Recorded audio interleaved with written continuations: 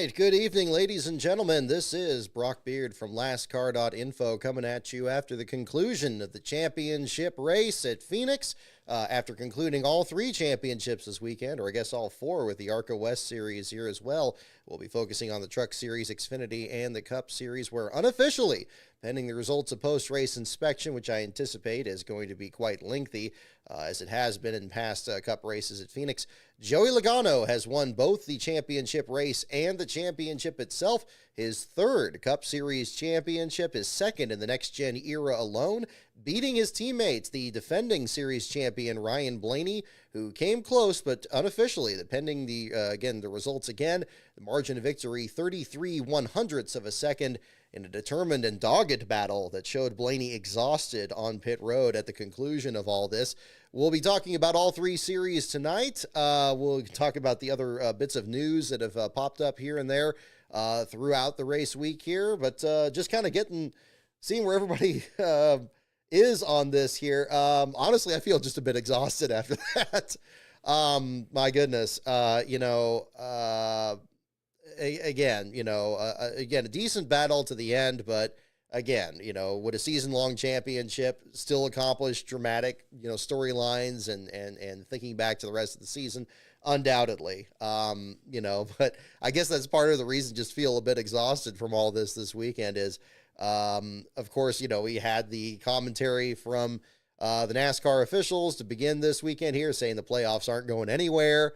And Joey, of course, cheering, saying he loves the playoffs here. Of course, understandably, he's figured this out, certainly in recent years. The Penske team absolutely has, and capitalizing on it here. I don't blame them for not wanting to change a single thing about this. But regardless, one way or the other, Joey Logano pulled off the championship win. Last Bro is thrilled about that because in our little picks of the week thing here, that was the first fantasy pick he had a win of this year, again, pending the post-race inspection here as well.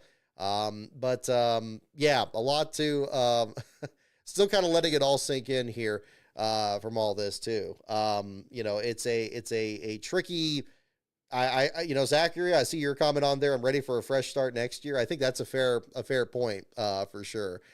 Which is just 84 days away, incidentally, until the Busch Clash at the Bowman Gray Stadium next year, and what the sport is going to look like at that point, and who's going to be entered in the field is also going to be a question, again, from the news that has dropped this week here as well. And we'll figure that out. More information on videos coming to this channel here as well. We're still working on 500 days. The next episode coming together nicely here, so hope to get that going soon. I wanted to have it out this week here for the end of the championship. It's just been a little bit busier this time around. One of the things we were working on here, getting the last car certificates together. We have all those set up. We'll talk about the championship. I guess that's where we can lead off here on this. Ryan Blaney, very, very close to exposing inadvertently, one of the biggest flaws with this championship format here, where, it's all about winning and you want to have drivers that win a lot, win a championship, but at the cost of consistency. And what nearly happened today with Ryan Blaney, if he actually managed to get around Joey Logano in that last couple of laps and actually win the race and win the championship, is he would have been the first driver in the entire history of NASCAR in all three series to actually win both a NASCAR Cup championship and a LASCAR championship at the exact same time. Indeed, Blaney had 3 last place runs this year. Nobody else had 3.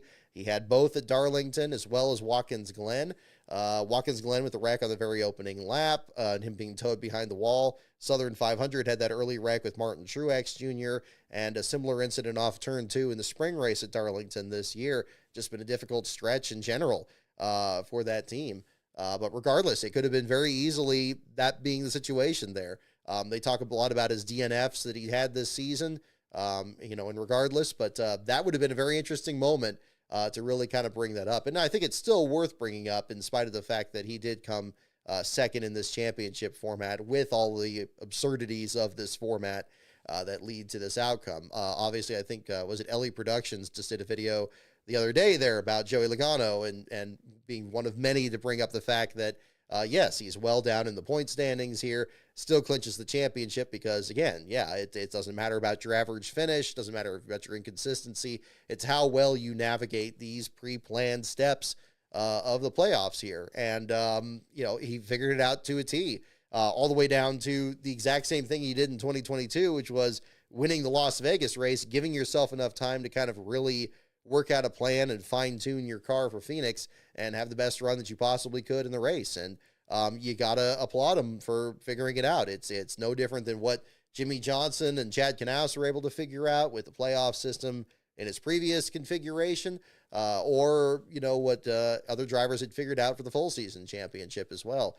People are going to try to figure out the system as best they can, and I think Logano has hit on the right combination. Almost didn't work out. If he ran out of gas at Las Vegas, we'd have a very different story at this point. But that's just that's kind of the way it all shakes out here at the same time. But I think it's a lot to take in. It's a lot to take in. I'm happy for Joey and him winning the championship there. He's obviously got nothing to do with this format and what it's been designed for. It's just any more than Jimmy Johnson didn't have anything to do with the previous chase format. You got to have drivers that just, again, are going to be able to navigate it better than others and figure it out. And I suppose it'd be pretty hard to argue that Logano is not the best at doing that right now. And, with Penske keeping this streak going with this particular car, and even in spite of not having the best overall season, I'm it just feels like that's probably not going to change anytime soon. So, I don't know, but I mean, that's going to be the catch for everybody else next year. William Byron and Tyler Reddick both did the best they could under the circumstances. We saw some very aggressive moves out of Reddick to try to get back up there, especially on these restarts. You think back to last year in his first full season for 23-11.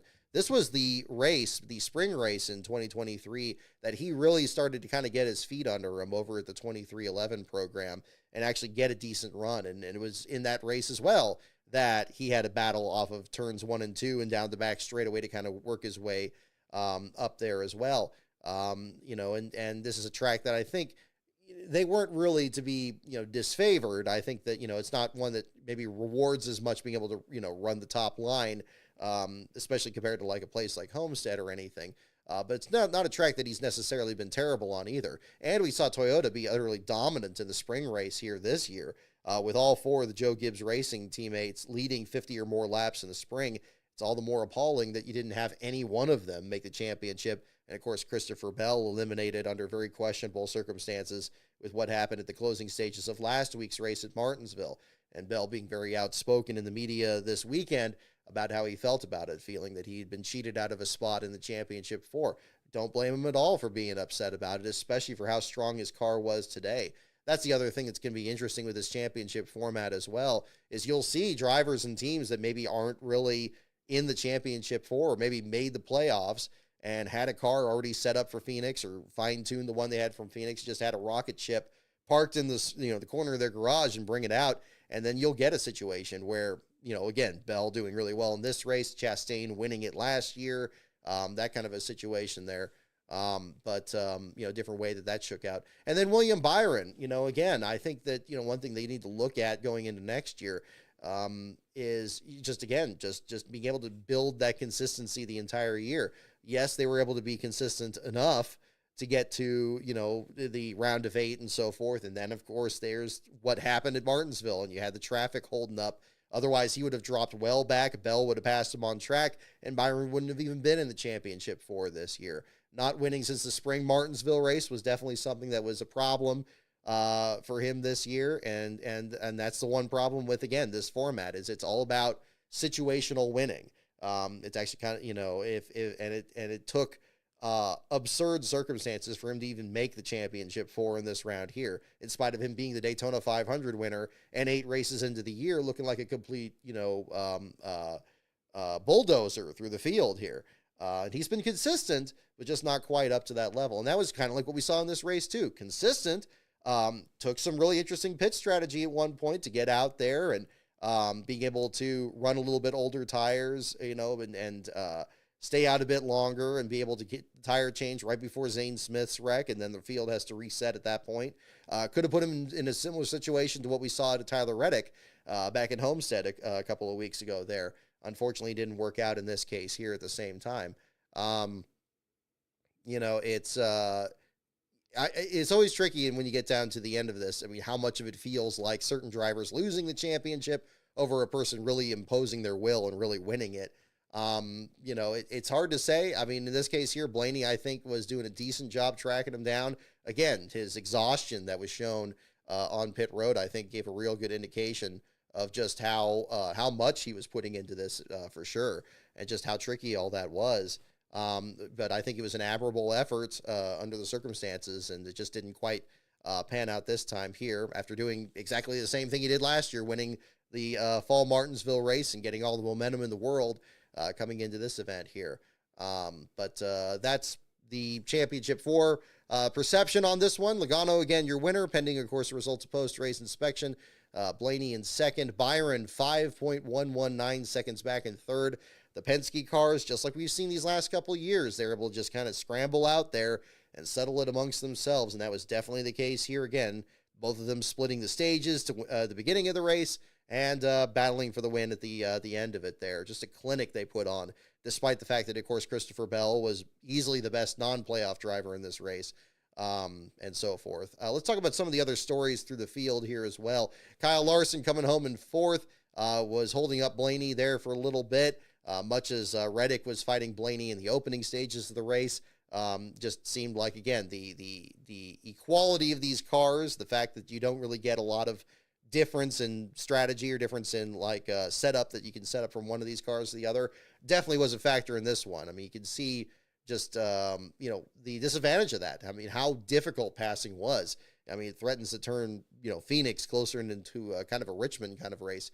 Christopher Bell, mentioning him, finishing in the top five there. Reddick just behind in the sixth spot. Bubba Wallace in seventh. Reddick's teammate there, just one spot behind. Chase Elliott, Chris Buescher, and Daniel Suarez. Bit of a hair-raising moment there at one point there when there was a stack up there. And Buescher and Suarez and other drivers there very nearly tangled up on the back straightaway. Remarkable save that they really had, especially given the kind of wrecks that we saw on that portion of the track. I believe in the Truck Series race for sure. And I think in the Xfinity race, if I remember correctly, I think Xfinity was more turns 1 and 2, I suppose. We'll get into those races here at the same time. Denny Hamlin finishes 11th in what may well be the final race that he ever had with FedEx as a sponsor, and how strange that is to say. FedEx has had such a tremendous presence in the sport since 2005, back when they were Jason Leffler's sponsor, when Joe Gibbs Racing started that 11 team. I mean, they go hand in hand with that program. To think of that sponsor backing out, it's just like when UPS left after sponsoring Dale Jarrett all those years, and David Reagan much later, and in between Michael Waltrip Racing with David Rudiman and so forth. It's a big partner to lose, and the sport's very fortunate to have the ones that they have, even if they're part-time efforts. But FedEx, again, one of the last ones that really had a consistent branding out there. We've seen that really scale back these last couple of years with the Mavis Tire Centers stepping up as the sponsor for Hamlin and some of these other backers there as well. Again, Hamlin just outside the top 10 there, not in the championship 4 after the misfortunes they had this year. Again, kind of a send-off there for that. Incidentally, I thought the paint scheme he had this year was probably one of the best they've had the last couple of years. I mean, it's hard to really compare it against back when they had the different divisions of FedEx, the FedEx office. You had the blue version and the green version and so forth of the black and white base. That was a really fun stretch of it there. And they did a nice job on the video tribute to that sponsor's history in that. But again, that's always, when you get to the end of the year, it does end up being sometimes about goodbyes, about the end of certain relationships that happen along the way. And that's another one to certainly look at the same time. Speaking of which, congratulations to Noah Gragson, who finished best of the Stewart-Haas racing entries in the final effort for that team. Of course, they did win the Xfinity Series race yesterday with Riley Herbst. We'll get into that as well. Thrilling race in the Xfinity event, and a pretty solid one in the Truck Series as well. We'll get into those there for sure. But Noah Gragson, there was just a picture I just retweeted just a minute ago. Apparently Gragson doing a burnout there on the back straightaway there on the cool down lap. Kudos to him there for that. Get all the good out of it there before the next effort on that. The team already had to clear out their shop this weekend before loading up the trucks and heading out west here. Again, a difficult situation for that team. Luckily we're going to see some incarnation of that next year with the Haas factory team. Their one charter and what they're going to do with the Xfinity Series program out there. But it's going to be very different. And I know Tony Stewart's had taken his career in a different direction. And, we've heard him be very vocal about the reasons for that. But we'll see how things shake out on that end. Austin Cindric comes back from finishing last in the spring race at Phoenix to finish at 13th. Bowman at 14th. Brad Keselowski 15th. Let's jump right on down to the 17th spot there, and Martin Truex Jr. Congratulations. I mean, another great story from this weekend. And how many times, you've seen this in some of the other videos here on this channel. We talk about retirement seasons, or at least retirement from full-time seasons, and, trying to go out on top as best you can. We saw Jeff Gordon come very close to that, making the championship 4 in 2015. Ultimately, he did end up driving in relief of Dale Jr. The next year. But with Truex here, I thought they did a solid job there with the throwback. It would have been nice if it had a bit more of that maroon kind of coloring there. I mean, the wrap, it's always going to look different from paint, like back in 2004. But they did a fine job. I thought the throwback scheme was cool, though, otherwise. I thought it was great, the effort they had, the standing ovation and the media center. And then to cap this all off, he has a fast car, too. And in qualifying there, I was getting a bit of deja vu for sure. When you think about 2000 and Darrell Waltrip getting the fastest time at Indianapolis for his last Brickyard 400. Even further back, you go back to 1992, and Richard Petty was the pole sitter for a time for the Pepsi 400 at Daytona.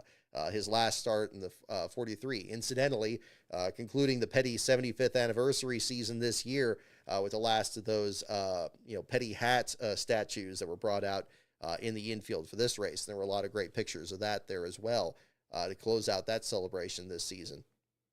But Truex having the pole and watching, the especially in this section where you have 2 rounds of qualifying, and it's just not guaranteed that, it's like you get the pole and then you defend it. Obviously, it's a different lineup there in the first round versus the second. You had the 2 divisions and so forth. But great to see him actually be able to celebrate the pole and start at the front of the field, lead some laps in this. Even Harvick last year, wasn't able to get the pole in his last start here. But Truex being able to do it, still with the same Bass Pro sponsorship there. I mean, the company did a nice job with the commercial that was played during the broadcast here too. Johnny Morris and the other staff over there. I thought they did a fine job with that. Truex ends up 17th at the finish there. Looked like he had a smile on his face there in the post race there. Obviously he's had a lot of frustrations with this car, and I know Harvick shared that feeling himself towards the end of his own Cup career last year. But good to see him smiling at the end of it here and being able to celebrate it and being able to win the pole, because in the cases of Darrell Waltrip and Richard Petty as well in 92 and 2000, they just barely got beat for the pole at the end. And that's where kind of the deja vu was coming in. I was kind of thinking, oh no, like there's going to be a situation where, a driver's going to come in at the last minute and somebody else is going to beat him for the pole and then get booed by like Sterling Marlin did for Petty or Ricky Rudd did for Waltrip.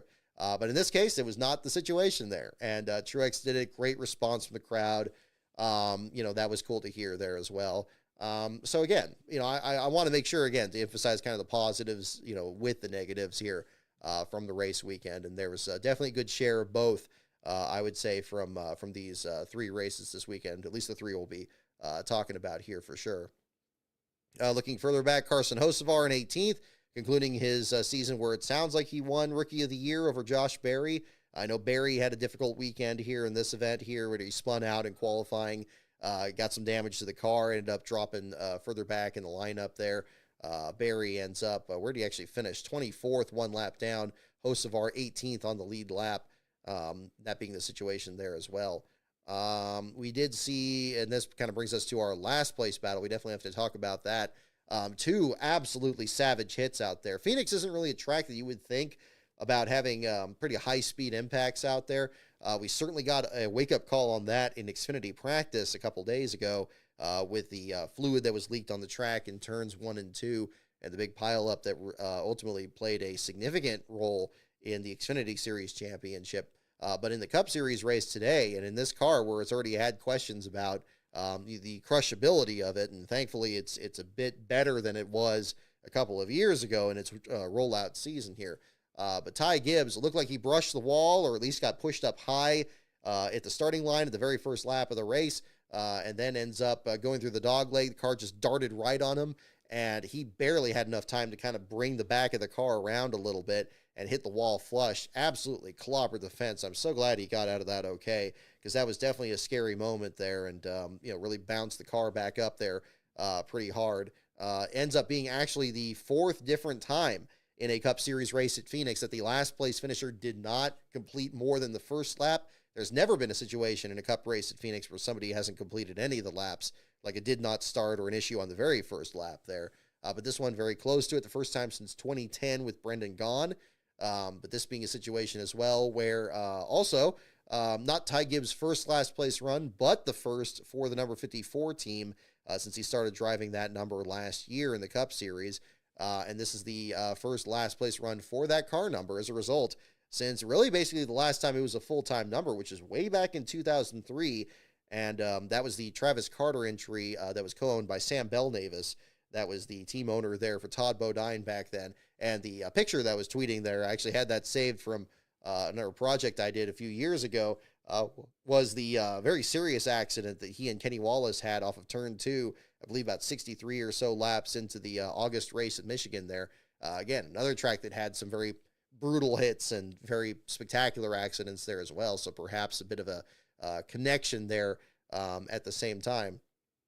But Ty Gibbs ends up being your last place finisher here, his 3rd last place finish in his Cup Series career, first one in the number 54. He had previously finished last one time with each of the 23-11 entries, the 23 and the 45.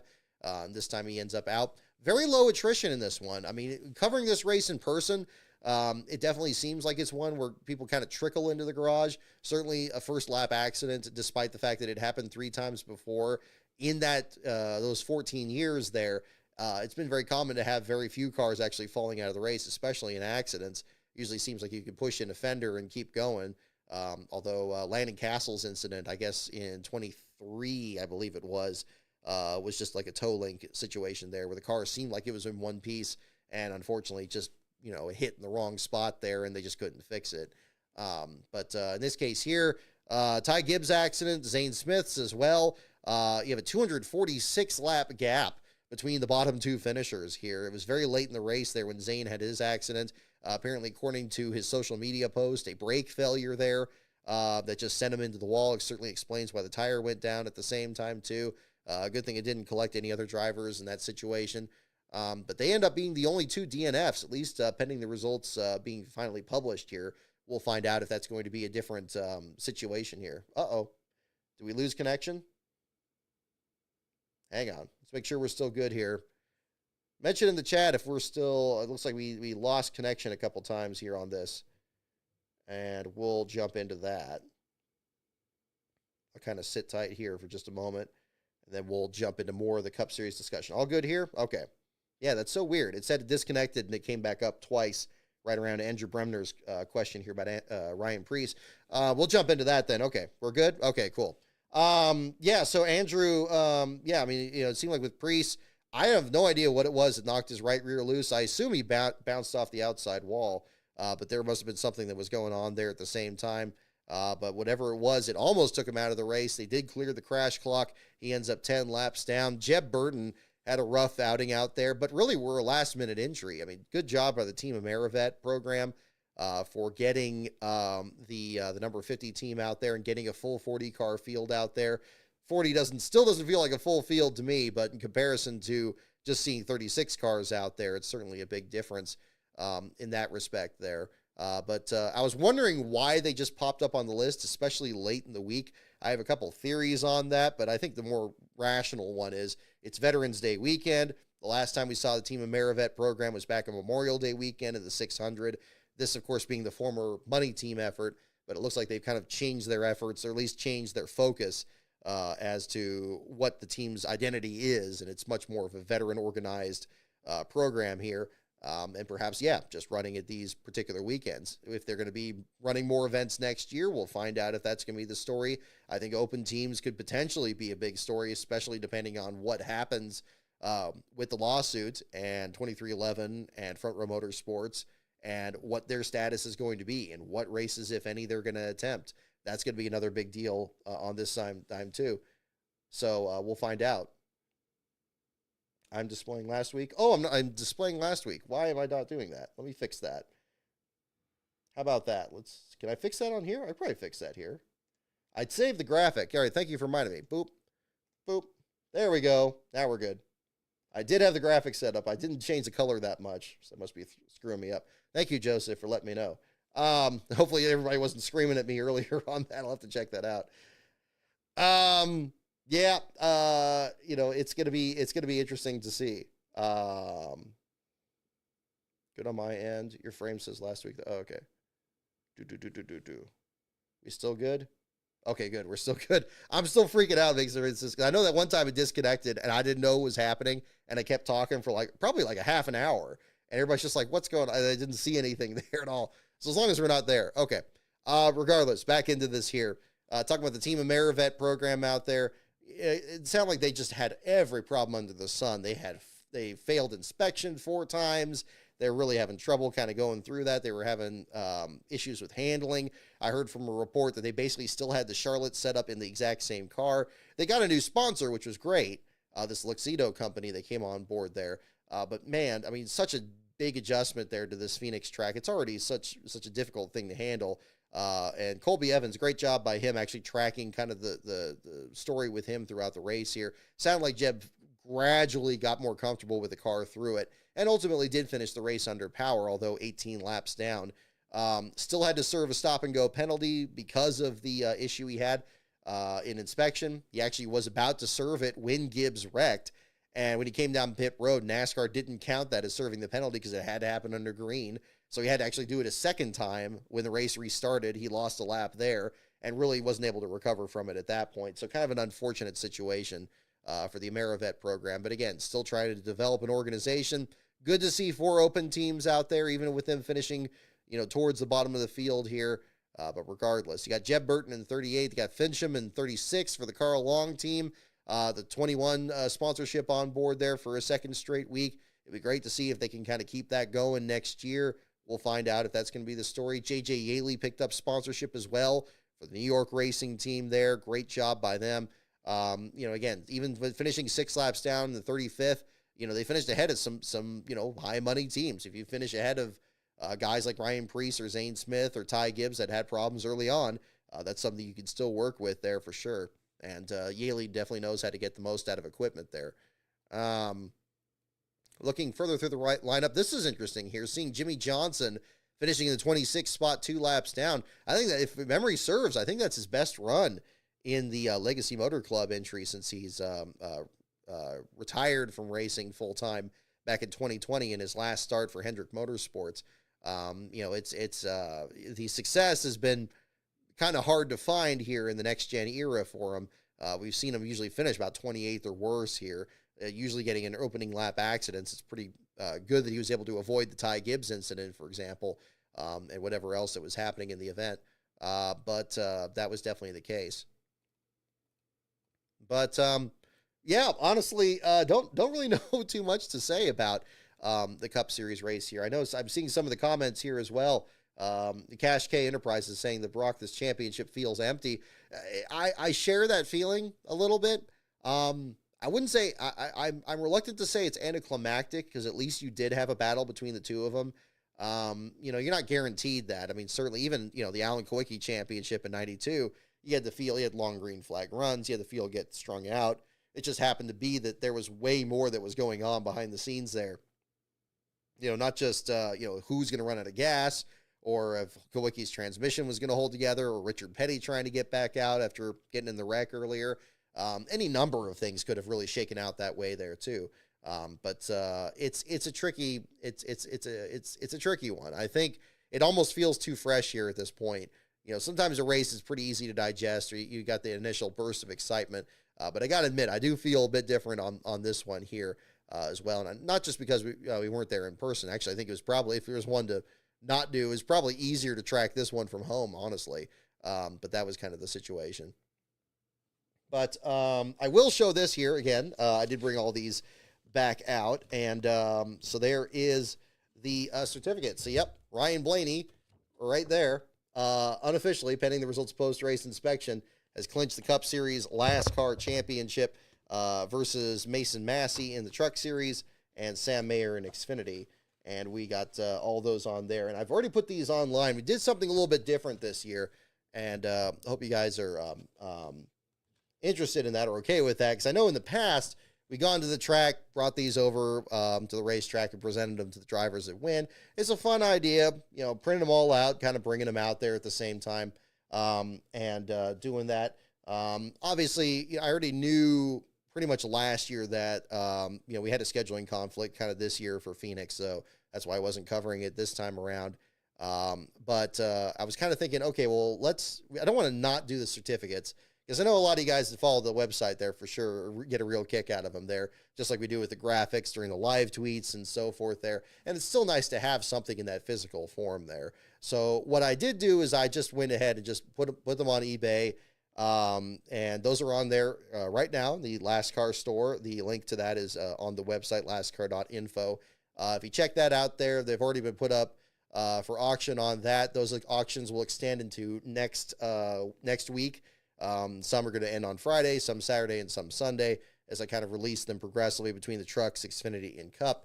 All of them I've signed and laminated, set them up exactly the same ways I did when I brought them over to the racetrack there. So if you're looking for a particular driver or anything like that, or just something kind of entertaining there to put on your wall or something, those are all available in there. And 25% of the proceeds from those sales is going to go to the Victory Junction Gang Camp as well, particularly in honor of the 75th anniversary of the Petty family this year. I figured that'd be a nice thing to throw on top of that at the same time. Big thanks to everyone that also joined in and subscribed to the YouTube channel there with the Martin Truex stickers.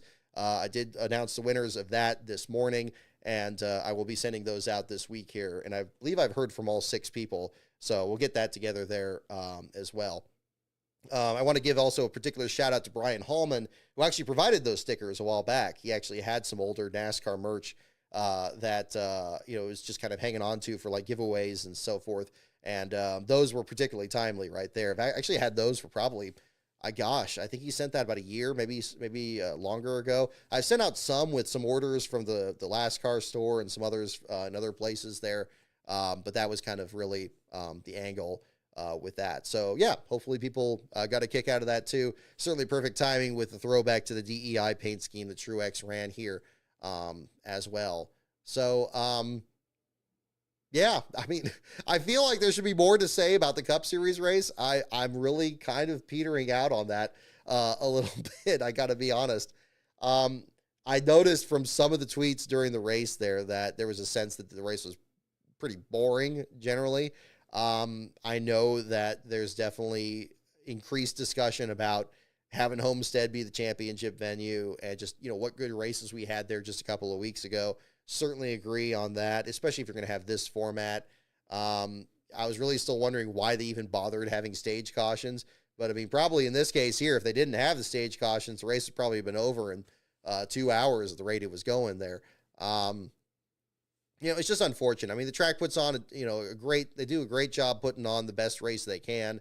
When this was secured over at Phoenix, I think Phoenix makes a really entertaining penultimate race to set up the championship for, because it's such a short race and it's kind of a sprint race and all that. For a championship, it's a little tricky because, again, you want to have a race that's long enough for, to be a real challenge, to be kind of like the final hurdle to get across the finish line.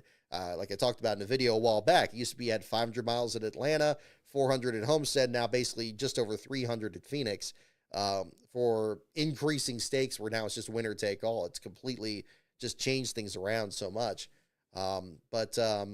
Yeah, I think that's about it on that. Thank you for the super chats here as well. We'll jump into those when we get a little closer to our trivia section here as well. And I also want to tease this as well. Big thanks to everybody that shared their pictures, their diecast collections. A little later in the show here, I'll jump into those because I do want to go into that. I figured that'd be kind of a fun thing to do, kind of transition into the off season here at the same time. So enough about the Cup Series race. Let's go into the Xfinity Series race and the Truck Series action here as well.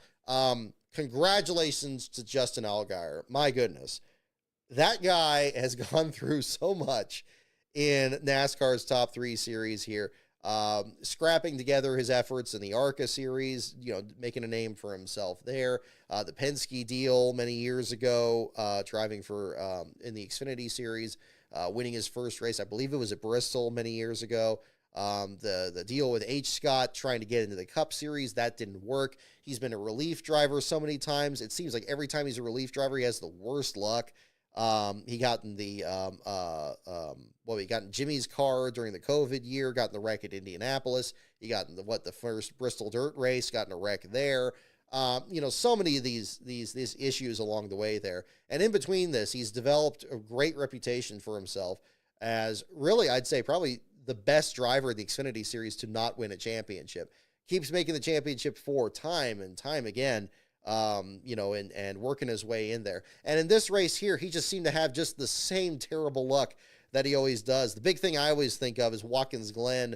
I believe it was last year, and he restarted, I think, on the front row, and there was this thing over the radio where they were just hyping him up and saying, "You're the man, Justin. Like, come on, go out there and do it." And in that lap, he got spun. He got nudged out of the way and dropped back. Then he got spun in the S's and it stalled the car, and he lost all the track position. It was just terrible. And I think it was just captured some of the bad luck that he's had in his career so well. But he's handled it with tremendous grace. And I don't think he's not let it infect his driving style where he becomes too aggressive. And he's not let it affect his attitude where he's less grateful to be where he is. And, and seeing where the JR Motorsports effort has really gone in these number of years and developing that program. Some bitter loss, and that's something to say because there have been some bitter losses here, especially in the championship round here. Fenders getting pushed in, this and that. And then you come to this race here. He goes into practice here, and then Brennan Poole, no fault of Poole's own, or anything like that. These things happen. This is the risk that always happens here. Drops fluid on the track in turns 1 and 2. Those corners have been a problem this entire weekend. Everybody's spinning out in those turns. Josh Berry spinning out in qualifying. Issues in the Truck Series race. The last place finisher in that race was decided in that corner. But a little bit of fluid comes there. Those corners you may as well not even enter them. It's just going to be impassable. And you just had multiple cars sliding in the wall. Parker Kligerman, in his last race as a full-time driver himself in the Xfinity Series, had to go to a backup car. Brandon Jones's car was wiped out. Eric Almirola, another driver that was a favorite coming into this race. And Allgaier himself, a car that they had been working on since September to try to get it the very best it could be, to put up their best foot forward. It's like, this is going to be the year. This is going to be the year that they're going to do it and advance to the, and score their first championship. And the car is just destroyed. And there was that rare sign of frustration, with him pounding on the toolbox there in the garage area. Just brutal. And it just looked like, oh no, here it is again. And he's going to be just in this worst case situation. And he goes into the race.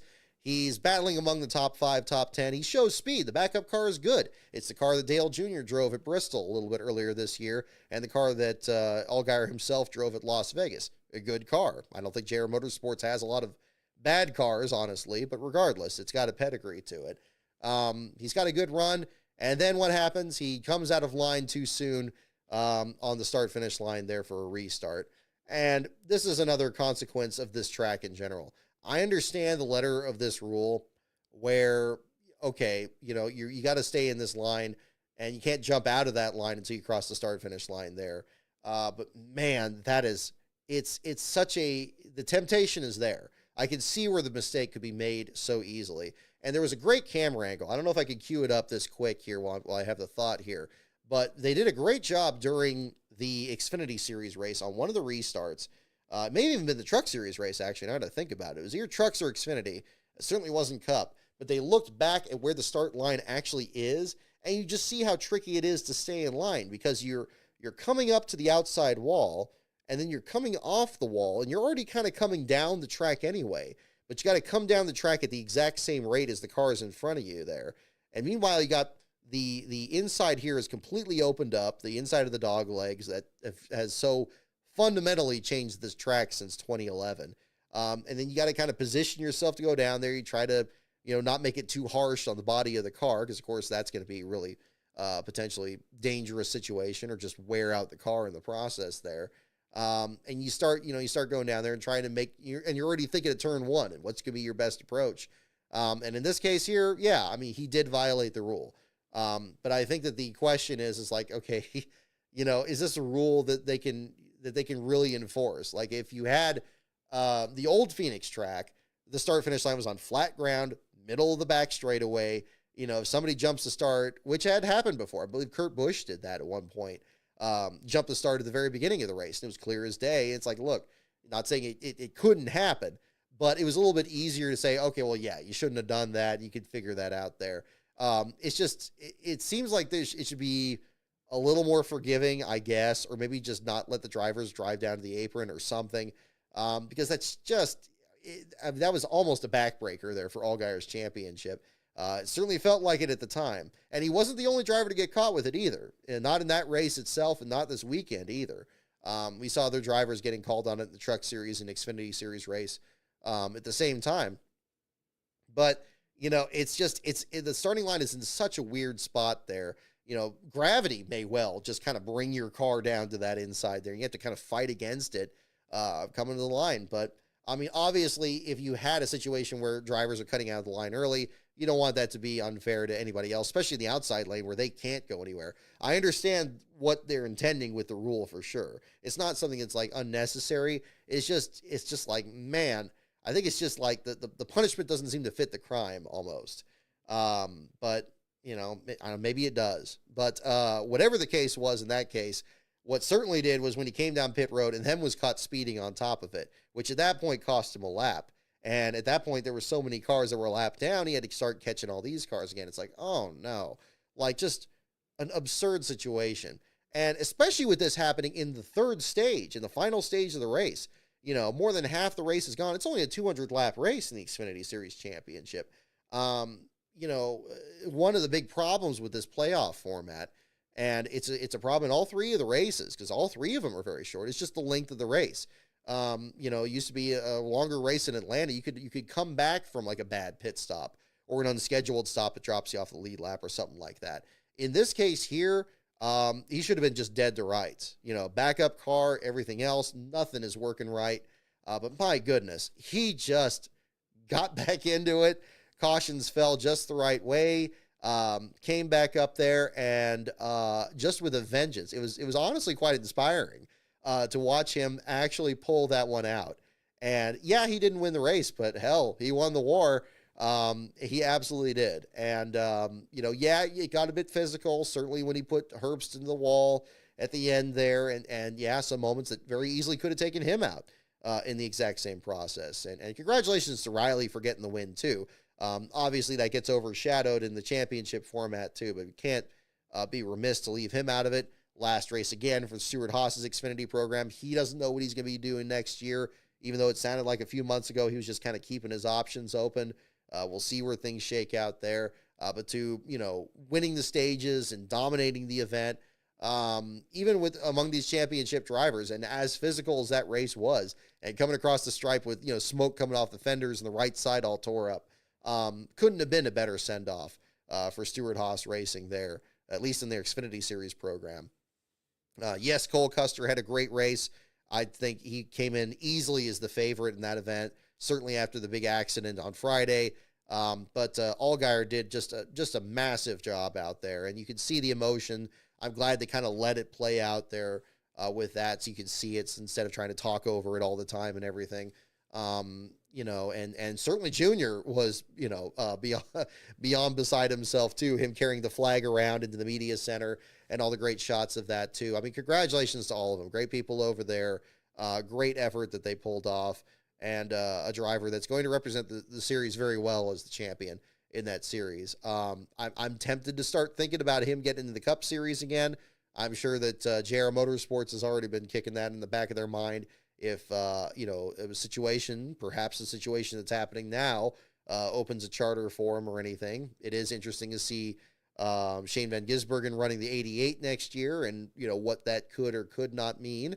Who knows? But in the meantime, I think Allgaier has more than established himself as one of the best drivers in the Xfinity Series, and now has a championship to go with it. So congratulations to him. There's so many drivers in his position that have been in that spot and just for whatever reason just couldn't break through and get a championship in any of the series. And there are probably drivers that have been a bit forgotten and overlooked in that sense. But he really pulled through in that one, and it was tremendous to see. A lot of great video that was posted there through the weekend of the reaction in the grandstands. Looked like it was just electric out there on Saturday night during the battle there. Easily the best race of the weekend, for sure. They really put on a show out there, and I think that was very enjoyable to see and very surprising at that same sense. And it wasn't just limited to the battle at the front of the field. Let's go into this. Coming into this race here, this was also the closest NASCAR battle that we had in terms of a championship here. We had, I believe it was 6 or 7 different drivers that had 2 last place finishes this year. Sam Mayer led by a single bottom 5 over Dawson Cram. So a situation here where Cram could potentially get the NASCAR championship if he had a bottom 5 finish. Mayer himself was among the top 10 the entire day. He finished in the 11th spot. Wasn't really an issue in this case, but it could have very easily turned that way, especially with the late race cautions that were coming out. Ultimately, your last place finisher in this race, however, was Stephen Parsons, which was his first last place run this year. You remember earlier this season in September at Bristol, he had actually run in last place for much of the Bristol race because he missed the start. They had the late race engine change. They didn't come out till about lap 14 in the event, and actually climbed out of the bottom 5 by the end of the event there. So it was a great recovery for him. Parsons was running double duty this weekend, ran the Truck Series race for Al Neese, unfortunately got in an accident in that one, dropped him back outside the top 20. But in this one here, Parsons and Anthony Alfredo got in a bit of an altercation there. Again, I don't blame Alfredo for being frustrated, trying to get the best run that he can in the last race of the year. I think, again, the Our Motorsports effort has been one of the best out there in terms of being just outside the top 10 in the JR Motorsports and the Cup affiliated programs out there. They've had some really good runs. They just haven't quite been able to close those out every time. And Alfredo's had some good runs at Phoenix before too. Same thing with Stephen Parsons and specifically the Alpha Prime Racing effort this year. I mean, again, Ryan Ellis, who's now going to a different ride there, Brennan Poole, and other drivers that have cycled through there as well. They're another of those drivers that are kind of in that 11th to 15th spot usually, and just in those type battles. And that's another thing that we saw in Saturday's Xfinity race. They were door to door. Parsons squeezed up Alfredo a bit, got Alfredo into the wall. Alfredo comes back down the track. Looked like he was planning on just actually kind of hitting him square in the bumper, just saying, hey, I didn't appreciate that. But it's not a good track, and it's not a good spot to do that. And unfortunately, and according to Alfredo in his interview, he was kind of expecting that, Parsons was going to come back up and he'd hit him square. Unfortunately, he kind of held his line, and when he did that, he got Parsons right in the right rear hooked him into the wall. Savage hit, much like we saw with Ty Gibbs today, although Gibbs wasn't hooked by another driver. Brutal hit there on that one. Greg Van Alst was collected in as well. He was running in about the last spot there. Himself and Garrett Smithley among the drivers there at the back of the field in the early laps. But Parsons ends up being your last place finisher. Thankfully, he was checked and released as well, and ended up being a new last place finisher. But this did not end the NASCAR championship battle, which was really exciting at the same time. The attention then shifted to Dawson Cram. And I hope you guys enjoyed the live tweets there. I tried to follow that as best I could because at this point, Sam Mayer looks like he's not going to fall out of the race. So Cram could basically get the championship from him if he finished 34th or worse. And this was basically the battle. So first, Greg Van Alst got some damage in the Parsons accident and came back out. He went to the garage area at some point. He's losing multiple laps, basically locking up the 37th spot. Anthony Alfredo, I think, was correctly penalized 2 laps for aggressive driving. It was, I'll give him the benefit of the doubt and say that it was accidental, but when you do a right rear clip on that, NASCAR's in no position. I mean, they have to handle it the same way they did with, Chase Elliott and Denny Hamlin at Charlotte and Bubba Wallace and Kyle Larson in Vegas, any of those things. You get in a situation like that, that's where somebody could really seriously get hurt. And, regardless of how Alfredo felt about it after the race, I think that was a proper penalty to hand down. Unfortunately, the rest of Alfredo's race didn't go very well. He was multiple laps down, then he bounced off the outside wall, and his race was done. And now you got 3 cars out of the race. So Cram's running out of spots to actually have here. He's been running about 32nd, 33rd the whole time. He was potentially going to get in the 34th spot. If he did, he was going to get the championship. And it was just kind of crazy to watch. And really, basically, the second half of the race, I was watching that, closer than anything else at that point, and just seeing what was going to happen there. But gradually, things kind of filled up from there. You ended up having 2 more drivers that dropped out. Jeffrey Earnhardt had an engine failure. He came down pit road the closing laps. And then when things went into overtime, after Leland Honeyman was spun off the nose of Garrett Smithley, it had a bit of a, it's hard to kind of figure out between both drivers what happened. It sounded like one zigged and the other zagged, and Honeyman spun out. It's unfortunate that Honeyman got a lot of criticism for that, especially after the incident with Charlotte Roval that cost Parker Kligerman the win there. I get the frustration, but in this case here, I think it's just a racing deal, just unfortunately timed there. We go into overtime there. That was frustrating at the time because I thought we had a pretty good battle at the front anyway. It would have been interesting to see how things shake out. But certainly at that point there, I mean, everybody's going to try different strategies then.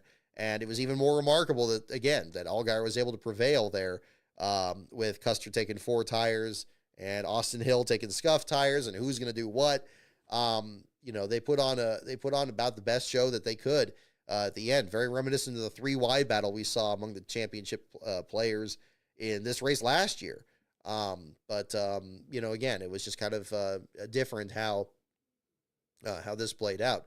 But on the restart, Parker Retzlaff gets in a wreck. There was a very interesting post that Jordan Anderson's team put out that kind of made it seem like maybe they're parting ways. I don't know if that's the case or not. That would be kind of surprising. I know Parker has had a rough season this year, but he's very talented, and when he's been on, they've had good runs out there. So I don't know what's happening with that. I anticipate we'll hear more about that in the future. But regardless, Retzlaff had dropped down to the 34th spot. By this point, Josh Williams had also lost some laps with an issue earlier that brought Dawson Cram back up the order. And once Retzlaff fell out there in the last couple of laps, Cram wasn't going to get the bottom 5, and that locked Sam Mayer into the championship. So a bit of some NASCAR drama in the Xfinity Series and the Cup Series this weekend. So I have to say that was pretty intense to follow here this weekend. I think that's the other reason it feels a bit exhausting from this, because, both races at the same time being that intense, I think will contribute to that at the same time. But, Stephen Parsons, your last place finisher in the Xfinity Series race there as well. But great job by the other playoff contenders, especially Custer and to a lesser extent Austin Hill. Again, I thought Custer was going to steamroll the field in this one, especially Stewart-Haas Racing's last effort. Was right up there with Justin Allgaier in the battle there at the end. I know there was some frustration with how Connor Zilic raced him at the end there. It did look like there was a little bit of chicanery going on where the Chevys were kind of boxing in Custer and taking his line away. I would distinguish that a little bit from Martinsville, because at least in this case, they're running at race pace. They're just trying to run a prevent defense, I guess, or whatever, to kind of block them in a little bit. And they're running at race pace. They're running as fast as they could. I think what made Martinsville so egregious, you had just people just holding those 2 lines and running, about as slow as they can. And just, literally there's no other way you can get around it. Phoenix, you have other options. There's other ways you can get there. There's other options you may have. Maybe a bit less so from where Custer was when he was running the inside lane there off of turns 3 and 4. But again, if you can get on the quarter panel and start working your way past, that was another thing that he had the option of. Austin Hill, I didn't expect him to be a factor in this race at all, despite how consistent and surprising he's been this year. So the fact that he was a factor in this race, at some point leading 5 laps, again, trying scuff tires, I thought that was a very smart move by the crew chief at the time. Once Custer took 4 tires to really try to get that track position that they just didn't have all night. But the one thing that was disappointing, though, was AJ Allmendinger. Man, oh man. I don't know what the future is for him with this program. I hate to speculate on it because, again, the Kaulig effort has been so good to AJ, and they really completely revitalized his career. When he got into the Xfinity Series after all those years of just futility at the JTG Daugherty team, and they were working their tails off, and they still are race winners with Ricky Stenhouse Jr. But those last few years back in the Gen 6 car and stuff, and even to the point there where, I mean, seeing how frustrated AJ looked at Sears Point when he missed his shift and blew the engine there, a track that he's always going to be favored to win. And then to have that happen, just devastating. He was just, you could see the frustration. He was just so bitterly disappointed. But when he got over to Kaulig, it just completely just breathed new life into him. And this is a driver that's had that happen multiple times. I mean, much like we saw when he was going through Red Bull and the Gillette Evernham team, and driving for Penske after Kurt Busch got released. So many other things that have come through his career.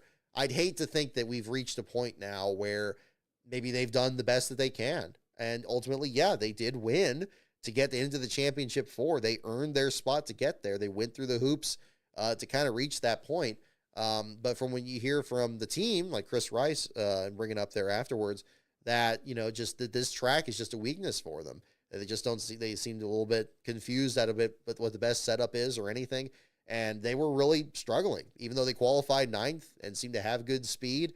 It just wasn't on the same level as the other championship contenders, and especially Custer and to an extent Allgaier as well. So it's just unfortunate. And, him coming back to the Cup Series next year, I have no idea what that's going to look like. I anticipate, again, the road courses, he's going to be one to watch. Of course, now that's going to get even more complicated with Shane Van Gisbergen taking off as best as he has. And, who else is that going to come, bring into the sport? We've already seen Cam Waters and these other drivers come into the sport there as well. I don't anticipate that changing either.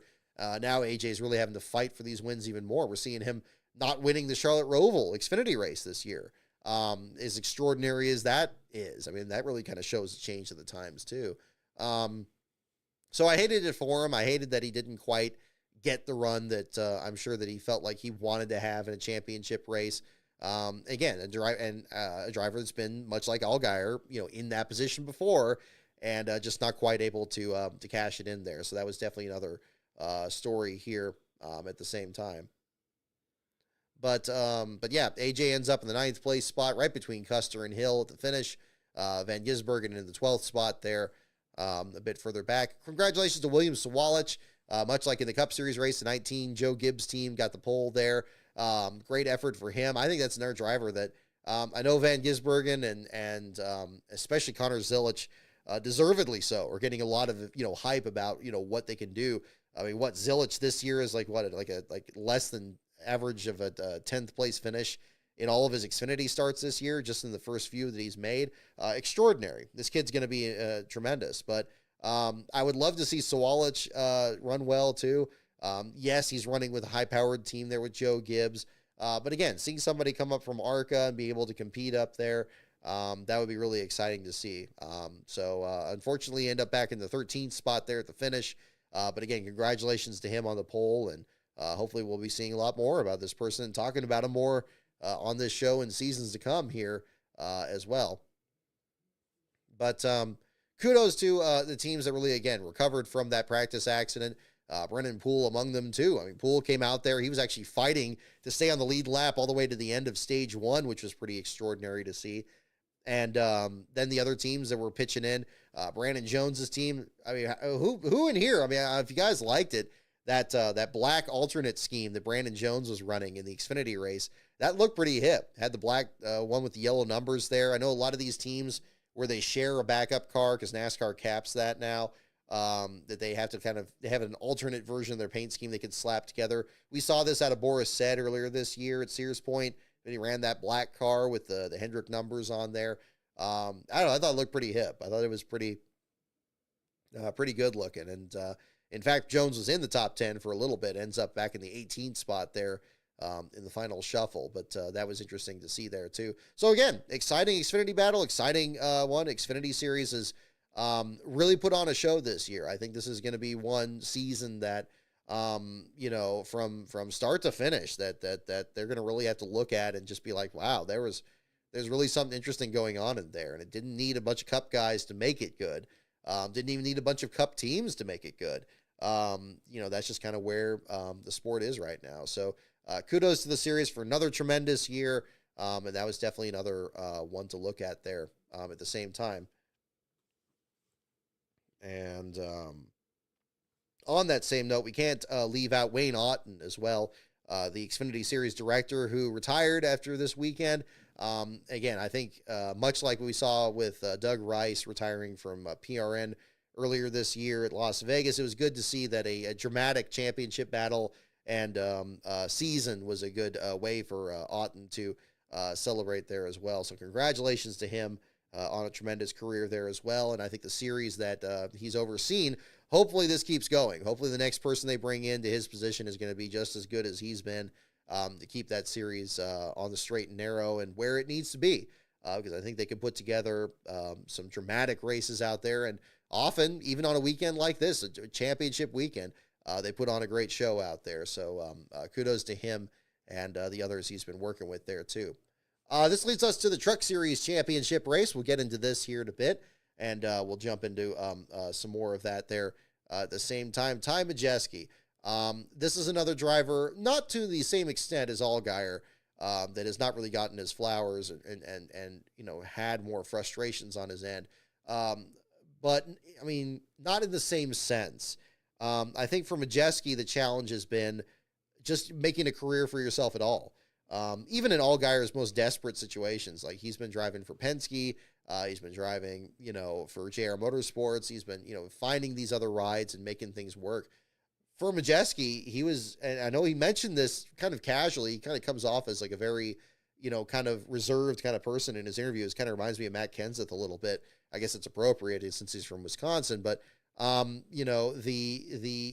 he very easily could have just washed out of the sport completely. And I don't think it's an exaggeration to say that it's very easy that he would have just been forgotten in general, really. When, he came up the late model ranks, he's a Snowball Derby winner. One of the biggest talents that everybody's been excited about coming up there. He gets into that Roush number 60 car that he shares with Austin Cindric and Chase Briscoe, who, of course, Cindric and Briscoe now in the Cup Series. Briscoe now going over to Truex's ride next year. Have gone on to great things. Majeski was part of that effort. And just like the other two, they were struggling in that car that entire year. They just had a terrible season every time. That 60 car was out there, had, wreck after wreck, drivers just frustrated. Thankfully, for Cindric and for Briscoe, they found their way over to Penske. They find their way over to Stewart-Haas. They work their way into the Cup Series. And, things work out for them there. But for Majeski, there wasn't that safety net there. And as he mentioned, again, in his interviews this weekend, he had to find his way over to the Thor Sport, and he wasn't driving initially. He was just kind of helping out. And then he got kind of a part-time effort. He was going to do just a couple of starts. And when he got in that truck, he, for the first time, really in his NASCAR career, he was starting to actually kind of show a lot of promise. He was having some good runs out there. And then he gets to the sponsorship. The Road Ranger sponsorship comes on board. He gets a full-time effort in the 66. He makes the championship 4. He's still in the back. He gets kind of overshadowed by the championship battle in front of him. He gets some damage there at the end. Isn't able to be a factor in the finish of it, but keeps plugging away.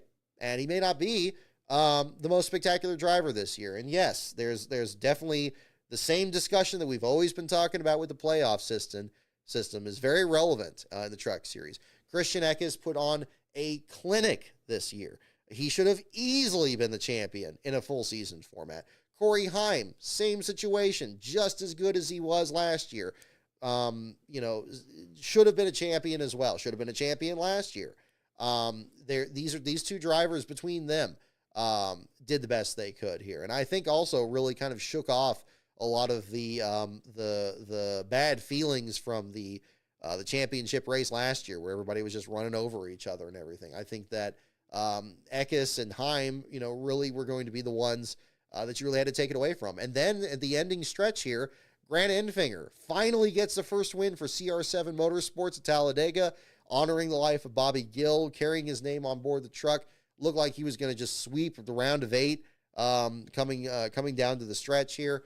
and win the championship going away. Unfortunately, they just kind of missed the setup in this race there. But again, deservedly so. It was a tough championship 4. But for Ty Majeski to come into this circumstance, and again, I'm still not a fan of the playoff system, but for him to come into this here and put on the clinic that he did, winning the pole, leading as many laps as he did, leading 132 of those laps, a race that's only 150 laps, you don't really have a lot of time to really kind of regroup out there and just take it with authority.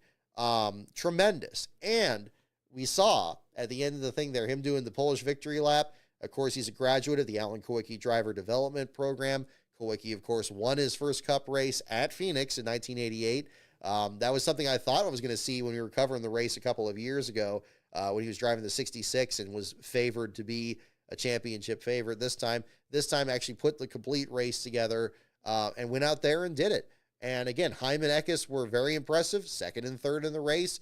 Again, full season championship, they would have got their flowers. They would have at least been in that situation. But with the way that this played out, it afforded Majeski the opportunity to win a winner-take-all race.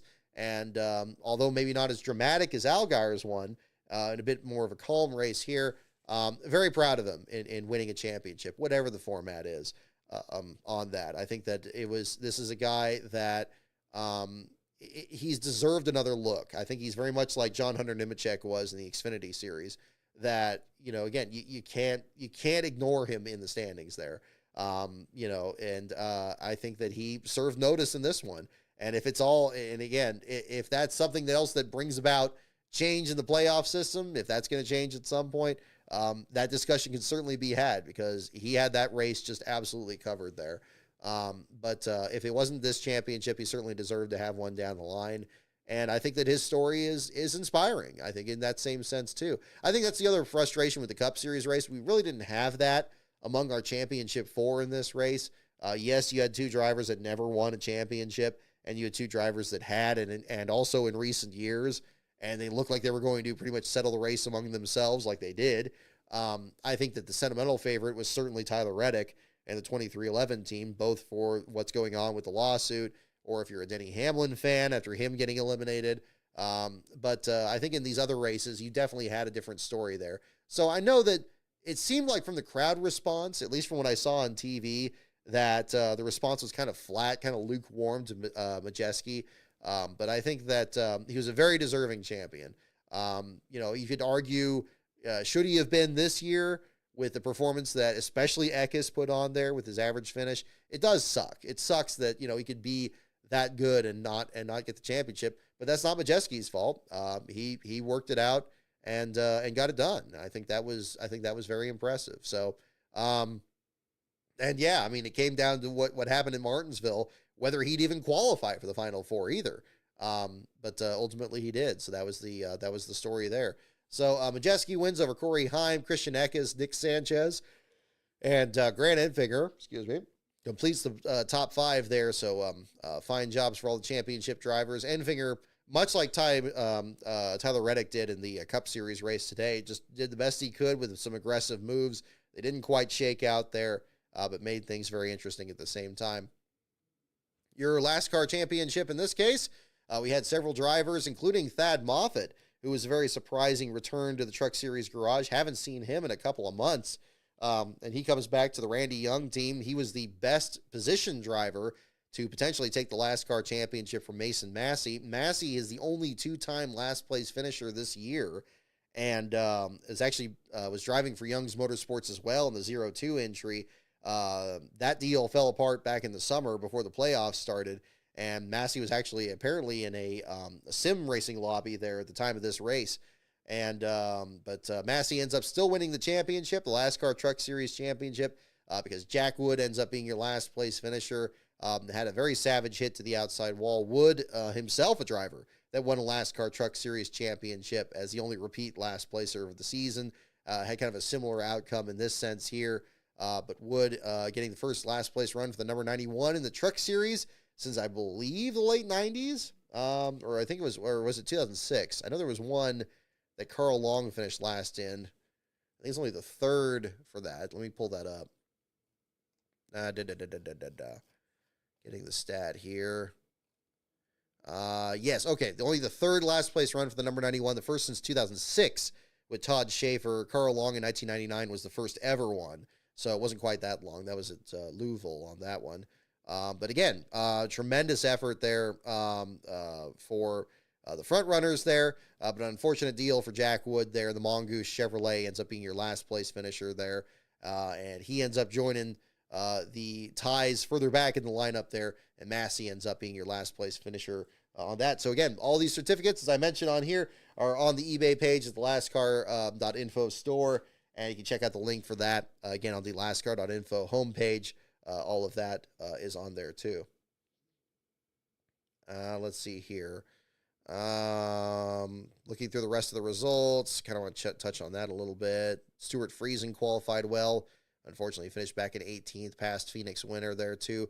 Connor Mosack had some frustration with how he was raced towards the end. Caden Honeycutt with a 7th place finish. Absolutely got to keep an eye on him in the next couple of years here. Finished off his season about as good as he'd started it. Should have won at Kansas. I think both races this year. He was very strong. Didn't quite work out there for him, but that's going to be one driver to certainly watch there too.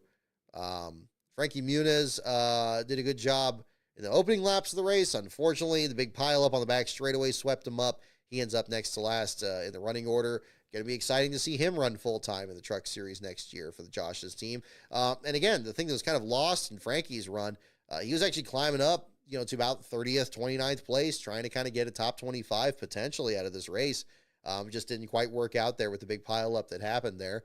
But in his post-race interview, when he was checked and released for the Infield Care Center, he looked just as excited as ever, and certainly has reason to be with this deal for next year. I know people's expectations are low because he's new to the sport, and certainly Josh's team has always been struggling here.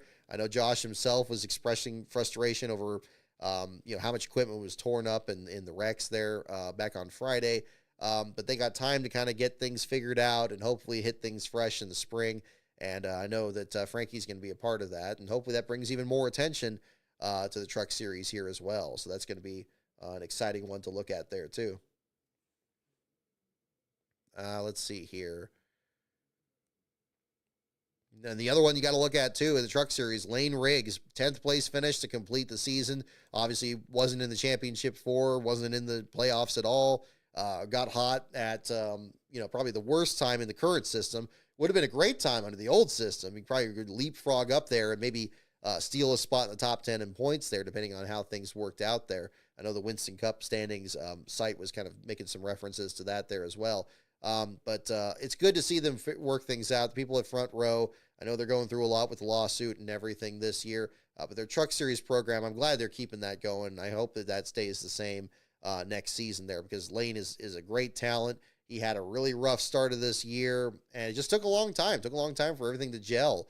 And again, Zane Smith and his group have really kind of had the same situation. I know they said a lot of Zane's guys went to the Cup Series program there in the 71, but we saw the exact same thing out of them. They struggled for a lot of the first half of the season in the Cup Series. And yes, they crashed out today. No fault of his own, a brake failure there. But really the second half of the year, where they hadn't even finished in the bottom 10 at all, and they were actually getting some solid finishes, it was a massive turnaround. Zane deserves a lot of respect for having probably one of the best improved seasons across the board this year. Carson Hocevar was already kind of showing some promise there over the Spire team, and others there. Josh Berry had kind of some flashes of brilliance in the beginning of the year when he was very good at the Bristol race back in the spring. But Zane Smith was very impressive this year. I mean, I thought for sure I was going to be printing out one of these certificates for him at the end of the year, but he completely turned things around. And that's just one of the exciting storylines that you follow. That's one of the reasons you watch, because you can get a situation like that here too. So that'll be another one to look at. Let's see here. Kind of want to hit on some other stories here as well. I'm seeing in the chat here. I'm sure there's plenty more things to kind of cover here at the same time. Let's see. Oh gosh, which of these do I start? I got so many other topics here. Let's see. Big thanks over to Luis Torres. I want to give a shout out to him too. He provided some great photography there from the track this weekend. He also provided some great pictures from the Ty Gibbs incident earlier in this race that I'm going to be adding to the article. Again, pending the results of post-race inspection, so we'll find out what happens there. But he did a great job with the photography this weekend. He was right on the spot getting the Xfinity Series accident that happened in practice. If you haven't seen that, I've retweeted that on my Twitter page at LastCar on Brock. Great job from him this weekend. Great job with a lot of coverage from a lot of people here this weekend. That made it fun to follow here from home. So a bit of a different experience this season, but certainly an enjoyable one on that end there too. Let's see, I don't know which of these to go into. I'll just kind of jump into them here. Christopher Bell, when he came out in the media center this weekend, said he felt cheated after what happened this weekend. I think I touched on this a little bit earlier in the Cup Series portion of the show here. I don't blame him. I don't blame him for feeling that way one bit, especially after winning the spring race at Phoenix. I'd be very surprised if they didn't bring that car over to this fall race here, fully expecting to be in there. Yes, they had a big points gap that they could work with at Martinsville, but, man, they had such a difficult race there, and they were very much in the same situation, ironically, that William Byron was the year before, where, you had a solid enough year, you should be in the championship for, but things are just not working out at this one track at the end of the year, and it could potentially screw up your hopes entirely. And, I think Bell was very much finding himself in that situation. And that moment of desperation with that wall ride at the end, which I think really wasn't really warranted. Watching the replays, it didn't seem like, he needed to even do that. It was unfortunate because NASCAR clearly grabbed onto that. It's like, oh, here's our get out of jail free card. We'll cite this. We don't have to look at anything else. They'll issue some penalties later in the week, which they did. And which, unfortunately, among other things, prevented Booty Barker from calling his last race as Bubba Wallace's crew chief before he takes on another position at 23-11. But beside that, just added to the mess of all that. I don't blame Bell for, being frustrated in that situation. The one thing that I would say, though, and again, this goes into the way that Martinsville race played out, when it comes to that, if you let it be close, you open yourself to the possibility that something like that could happen. You have to, when you win in any kind of competition, if you're trying to prevail in something like that, you can't let it be close. It has to be decisive. And I know in racing, there's only so much you can do because some days it's just not your day.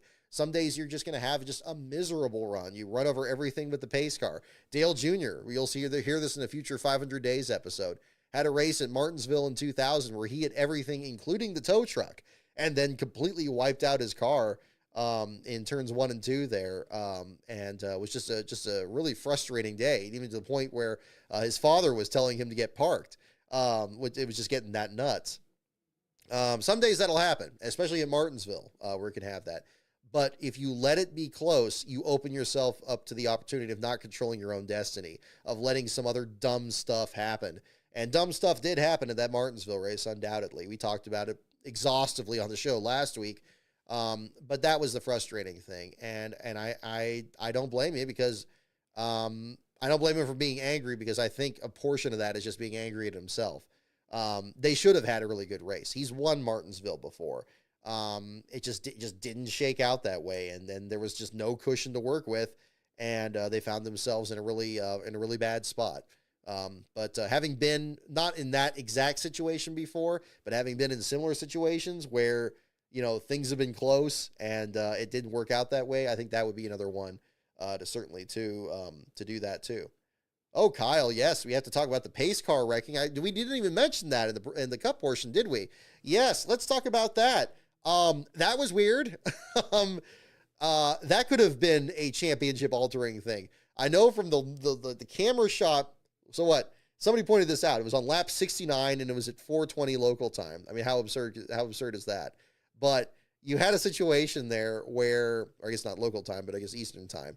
So pace car pulls off the track. We've seen the pace car have all kinds of problems one way or the other in these races, whether it's the wigwag that caught fire at Daytona that one time, or somebody stealing the pace car and driving it around the track.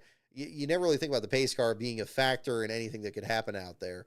But unfortunately, we had a situation that very easily could have been that way. Now that entrance to pit road is tricky. It's so far back, and the pit road is in such a weird spot that I can see a driver. I mean, you can see how somebody would very easily miss that exit, and basically that's what happened here. It's like somebody, like that exit. Yeah, it's like somebody being on the freeway, and yeah, just trying to make that move, and you just run out of time, and you're running over all the dirt and sand and stuff on the median, and trying to get over and make the exit. It was kind of that experience there, wasn't it? So. Thankfully, it didn't damage any of the other cars. Chase Elliott was like right behind that incident at the time, and it could have very easily been a huge, huge mess. Thankfully, it wasn't, and it was just something we could just laugh at, and it was funny. It was absurd, and I was scrambling to just get a graphic together at the time there, where somebody was saying that the pace car was out, and indeed it was. They actually had to swap it out for another one there after that. But what a bizarre situation that turned out to be. When they first showed it, they showed the pace car. I thought he actually glanced off the safer barrier on the inside of the track because it looked like he was way too close to that. I didn't even see the sand barrels there at first. So it was just like, man. But yeah, really weird situation. Definitely adds to, probably was one of the big moments from that race in general that's going to be remembered about it. But definitely something to be remembered there at the same time. Let's see here. Another interesting moment from this weekend, and I'm still kind of piecing together what exactly it means. Rick Allen had a couple of interesting tweets that he was posting this week, one of which being quoting the famous man in the arena quote there, that it's not the critic that matters, it is the man in the arena. It's the person that puts themselves out there. I agree with that, despite being a critic, certainly of his broadcasting style there. I haven't heard anything about if that truly was his last NASCAR broadcast, the Xfinity Series race the other day. Again, I don't have anything personal against the guy. I certainly wish him the best in whatever he chooses to do. Honestly, in most of my criticisms of what his approach has been, I've, again, compared him to Chris Myers. I think he's a much better host than a play-by-play guy. And yeah, undoubtedly, much like we talked about AJ Allmendinger versus Shane Van Gisbergen, we've had this year with Lee Diffie versus Rick Allen. And Diffie coming in here and in short order during this playoff run really kind of made a name for himself in the Cup Series again, just as he had back in 2011, 2012 or whatever, when he was doing stuff with ESPN. It's a tough business. It's a brutal business out there. And there's only so many people that can have those jobs and have that responsibility. And we've had Rick Allen, broadcast these races for as long as he has. Way back to the era of Speed and the Truck Series, and then many, many years in NBC. And, you really think about it, too, some of the other past relationships, Bob Jenkins only got 19 years with ESPN. I mean, only 19 years. Yeah, that's a long time. But people still talk about that these days. I mean, Rick Allen's, we're going on, about 10 years at this point here, on top of it in the Truck Series there. It's a tricky situation. I'm not going to pretend to understand the ins and outs of it, but again, I will say, I certainly wish him the best in whatever this story means, and we'll find out. I would certainly understand his frustration. It's very easy from this side of the laptop, to say that, but I know it's not an easy situation there to, you go out there and you do your broadcasting and, people having issues with it. I will say at the same time, though, that when you hear those moments, and I was just listening to it just this week, just watching a lot of Lee Diffie's calls there at the end, and hearing what he did with the Daytona finish there with Harrison Burton winning, or that masterful transition at Watkins Glen, where you had you're comparing Brad Keselowski being the investor of Chris Buescher's team and Marcos Ambrose working with Shane Van Gisbergen, and they're battling for the lead, and then like right on cue, as if it was like prepared that way, and even though it wasn't, it was just off the cuff. It transitioned into them battling exactly the way those two drivers did in 2012 in the exact same corner. Just beautiful work. It needs to be done right. It needs to be done right. And for all the work that Rick has done, When you hear some of Lee Diffie's calls, and I hope he's going to continue to be a presence in this next year, it really does elevate those moments, and really makes them, something you want to watch over and over again, and then find out if that's going to be the story coming up there. So kind of an interesting message from this week. Again, I don't know what the nature of it is, if he's going to be still doing stuff with the Xfinity Series next year or not. But we'll see what the story is there at the same time. Let's see. Da, da, da, da, da, da. Goodness, yeah, we got a lot. Yeah, there's so much here. Okay, nope, we didn't do this. On the same token here, I guess it's kind of a down note here, so we'll go ahead and bring this up here too. Condolences to the friends and family of Bobby Allison as well. Don't want to lose that in the shuffle of everything this weekend. The news, of course, coming through yesterday before the Xfinity race. The great champion Bobby Allison just recently finally awarded his win for his 85th career Cup Series win. 3-time Daytona 500 champion. 3-time Coca-Cola 600 champion, 1983 Winston Cup champion, drove for any number of teams, including himself. A tremendous person, passed away at the age of 86. A tremendous life that he lived. And Alan Cavana had a great comment on this when the news came out there, that NASCAR gave so much and took so much from Bobby Allison. And I think that captures it perfectly. And, but through it all, he persisted. He endured, and that was no easy task, especially on top of being able to be basically one of the biggest thorns in the side of Richard Petty, who was so dominant in that era of the sport.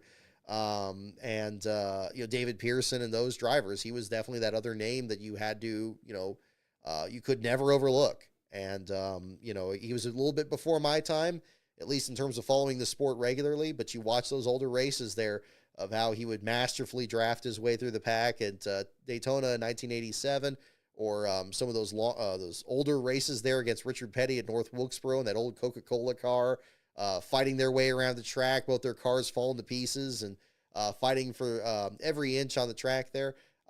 Just a tremendous career, a tremendous career, and a tremendous personality, and really one of the longest careers. I mean, goodness. I mean, Dale Jr. just turned 50 this year. At that age, Bobby won his 3rd Daytona 500.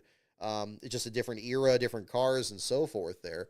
Again, a tremendous athlete in the sport there, but did go through an awful lot. The good times and the bad, and you hear about that. We talked about this with Allgaier. We talked about it with Ty Majeski and other drivers, and what they went through. But with Bobby Allison, it was so much more personal, with the loss of Davey and Clifford, and his divorce and his reconciliation with his wife, and everything else there along the way. So again, condolences to the Allison family, the Alabama gang down there, and everything. Certainly keeping you in our thoughts there as well, to the great champion. Let's see.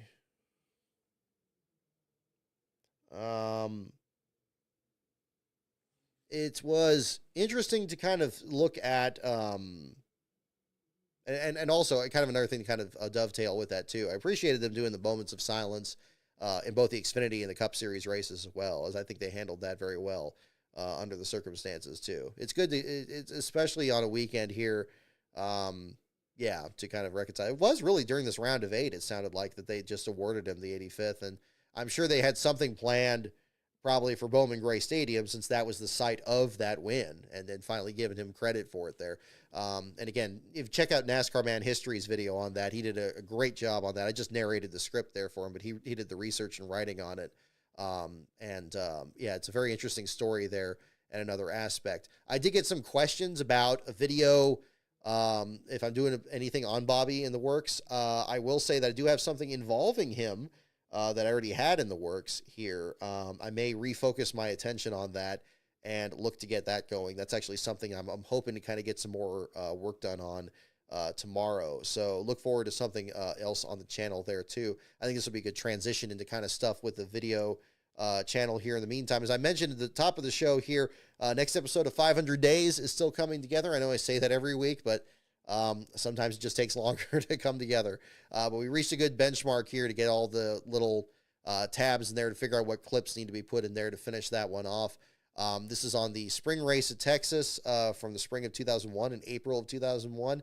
That will almost certainly be the next video that I have released on this channel. Next episode of Rise of the Field Fillers is also getting ready to be edited. I got the outtakes clipped out of it. That's ready to go. And then the next episode after that of 500 Days on the spring Martinsville race, I recorded that. I still need to get the outtakes out of it and get that going. But hopefully we'll get closer to kind of getting over this offseason. That's really going to be my focus. It's already been the focus this year, and I'm really pleased with a lot of the stuff that came out this year, especially after Allen. That was a big focus for the first part of the season, around the time that we covered the race over in Kansas, and then Sears Point soon after that. And then really since then, it's been, we're getting the Last Car Archive started up. We got some new content in there for those of you in the Patreon, patreon.com/lastcaronbrock. Big thanks to those of you that joined that. We had a couple new members join that the last couple of weeks. So big thanks to those of you in there. And if you're in the Patreon, you haven't checked it out in a while, definitely make sure that you do, because there is some content in there that some of it's just for Patreon members, some of it's advanced access, and there are also more updates. So if you're ever curious about updates on the videos, I try to do those updates on YouTube, but I usually put them in the Patreon first. So make sure that they have access to all that. So again, patreon.com/lastcaronbrock. And now that we're into the off season, it's going to definitely afford some more time to kind of get these things together too. But it's been a very productive year getting some scripts together here. And now we're kind of in a position to kind of really kind of get those together. Very anxious to kind of share them with you for sure, rather than being kind of nebulous about them here at the same time. Jimmy Clements, I appreciate you enjoying the Larry Smith video too. Yeah, I thought he did a tremendous job on the research of that, and was a very interesting script. I learned way more about that, about him than I thought so, for sure. But we'll talk about that at the same time here. Speaking of YouTube, I do want to talk about another video that I saw earlier this week here. David Land, who I know focuses much more on IndyCar than NASCAR, had a very interesting video talking about just the state of the sport. And well, this kind of dovetails into another topic I have on my notes here to kind of go into at the same time. Where we're heading here, and you know, what's going on with the lawsuit and what the net effect of it is. We did hear reports from this weekend that the status for 23XI Racing and both their injuries is to be determined for both the Clash and the Daytona 500, which also augurs for what could be their full season effort. If you're not running the 500, regardless of whatever the points format is, that definitely changes things for sure. And the Clash is relevant in that discussion because running the exhibition races is like one of the requirements of having a charter. That's why you see, you've seen teams like Live Fast Racing, back when Live Fast Motorsports had a charter, running the Winston Open and things of that nature, or the Cup Series All-Star Open. Nowadays Winston Open just sounds so much nicer, doesn't it? But that's kind of the way of it. But anyway, back to David on his video. He had an interesting discussion there, theorizing about one possible scenario about NASCAR and these 4 charters. That it's like, okay, well, we're going to, we heard about NASCAR saying, okay, well, we're going to run with maybe just 32 charters, and we're not going to have the 2 front row ones and the 2 23XI ones. And then this is not even excluding the possibility of, them trying to both acquire new charters and expand to 3. We're just talking about these 2 to begin with, and, we'll see what happens on that part of the deal there. One thing I thought was very interesting that he pointed out was like the possibility of maybe NASCAR using those 4 charters and entering their own cars. I'm not sure, again, that's an interesting theory, and that, again, it could very well be the situation. I'm going to be very interested in what's going to be happening with the open spots. I think that's where you really have to watch it right now, because keep in mind, that's where 23XI and front row are going to find themselves if they do end up actually entering cars next year, and they're not signed off on the charter agreement, so they don't have charters, and NASCAR just takes those back, and assuming the court doesn't step in and kind of have some situation. The open teams are where you're going to have to be very interested. And this is where this weekend was interesting to me too. the fact that we had 4 open teams in this race. We had a 40-car field for only the 6th time this entire year. This is going to be the thing that's going to be very, very interesting. I don't think NASCAR personally would start their own team. I think that if we're talking about a consistent strategy from what worked for them in the past, it would be the possibility of paying show-up money to other teams to fill the field, which is exactly what happened in Rise of the Field Fillers. NASCAR has vehemently denied this in the past that this happened, but every one of the field fillers I've talked to back in 2004 said, yeah, that happened. So I'm like, okay. Kind of a different situation in 2009 when you had another generation of it. But this could potentially be another situation here because, of course, if you get if you have more than 4 open teams that show up to the race, separate from 2311 and Front Row Motorsports, you increase exponentially the possibility of 1, 2, or maybe even all 4 of those cars not qualifying for the race. Now, I know what it looks like on paper. You see certainly from the struggles this weekend of the Team Amerivet program, they're running so far off the pace, they couldn't pass inspection, they couldn't get through there. What possible threat are they going to be to a top Toyota team like 2311 or Front Row Motorsports, which has made massive gains over these last few years, especially in the next gen era? What possible chance are some, single car or open car teams going to do? Well, how many times this year, I would say, have you seen like teams have a mechanical problem or an inspection issue or some other kind of thing that's prevented them from actually attempting to qualify, or maybe damaging a car and not being able to qualify? We saw that at a Denny Hamlin at Martinsville. We've seen teams have steering issues. We've seen teams have any kind of mechanical issue out there. And sometimes, even taking that qualifying lap isn't guaranteed. I would say if I were NASCAR, that's what I would do. If I was trying to actively mess with these teams, and I don't know if that's going to be the case or not, or I don't know if the court steps in to this or not.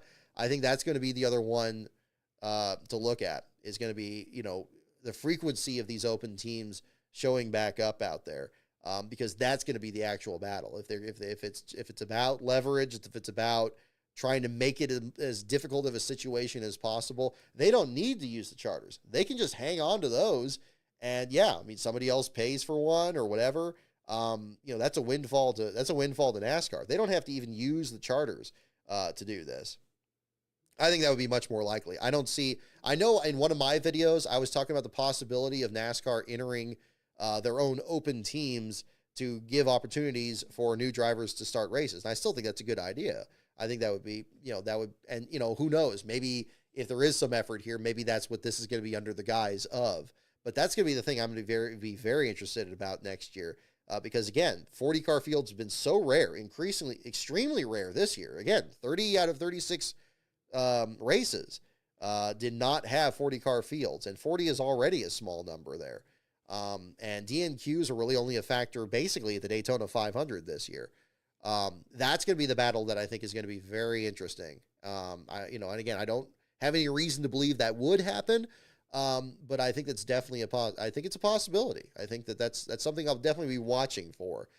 Is if we suddenly hear about a lot of open teams, or maybe an increased number of races that they're going to be attempting, because I think that would be a worst case scenario for 2311 and Front Row if they have to go into the season as a non-chartered team, which is probably why we've heard more out of again 2311 and their possibility of not to be determined as to the clash in the Daytona 500. So we'll see if that's the story there too.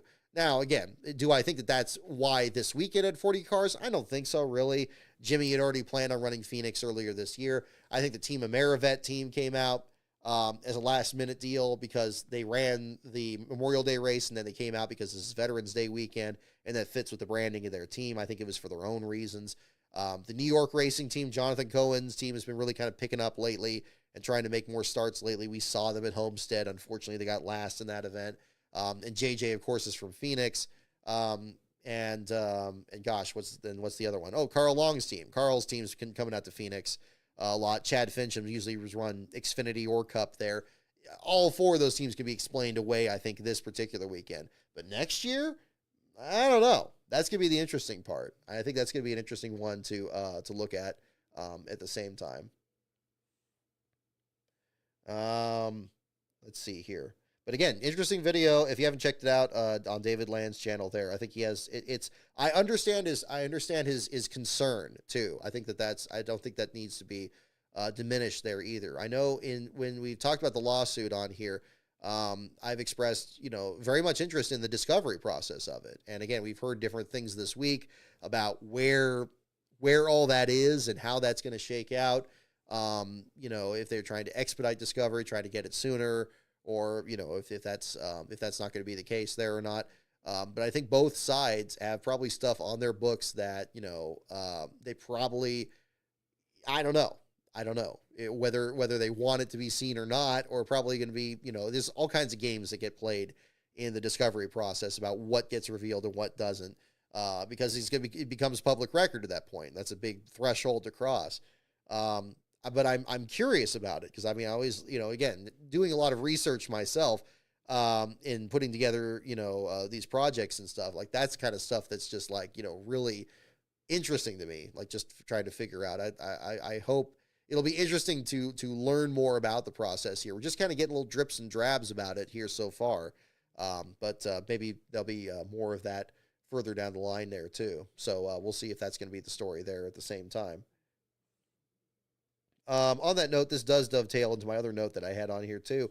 The state of the sports speech here was a little disappointing. And I think probably the thing that does concern me in where NASCAR is, it's less about the lawsuit, but it's much more about just what's going on with the attitude of the higher ups in the sport right now. Between what we watched last week during the show here, Elton Sawyer's speech when he was talking about the reasoning there in what was going on there at the finish of the race. And then we have, of course, the Steve Phelps and O'Connell coming out there with the, Steve O'Donnell coming out there with the state of the sports speech and where we are at this point. And I don't know if everybody's just digging their heels in because of the lawsuits. Maybe it does have some peripheral reason with that. But they don't seem willing to really kind of like hear anybody out at this point. Maybe they just don't have the time for it or what, but it's kind of like at this point, it's like, nope, this is great. Playoffs are here. Playoffs are going to stay. They're never going away. It's like, maybe we'll make small changes to it, but playoffs are still going to be here. It's like, okay, like we're just not going to hear any of this out about the regular season. We're not going to revisit any of that. It's like, it's a little troubling. And then it's very similar to what we had with Elton Sawyer last week when he came out. It's like, wow, we've got a great championship 4, and this was the kind of excitement that we all want. It's like everybody's kind of saying the same thing, and I'm like, okay, what's going on here? Like, this is a little, like, clearly you got people that, when we left Martinsville, everybody was so unhappy. Even the people that made it in. Byron wasn't happy, just waiting to see if he got in, and of course, what was going on with Chevy, and O'Donnell did, to his credit, speak out about, being really upset about the manufacturer manipulation. But again, yeah, the manufacturers, the OEMs stepping in, that is nothing new. There have been many that have pointed that out, and that is true. It's worth keeping that in mind. I just think it's so brazen how this particular case was, where it's usually not this obvious. Like, if that's going to happen and, Chevrolet's saying this and Ford's saying that or whatever, don't block the entire track so nobody can get around just because this one guy is, his tires are wearing out and he's running, a half second slower than he had the previous run or something. That's the part that concerns me a little bit. And again, maybe it does have to do with the lawsuit. Maybe at this point they're just like, look, we're not going to change anything. We're dealing with the lawsuit. This is kind of our focus. We got a lot of stuff we're working on. We're just not going to change anything. And like, they just don't want to, it's like, let's just talk about how great this is, how great that is. And you want to be positive, and again, it should be an exciting time, the championship weekend and everything.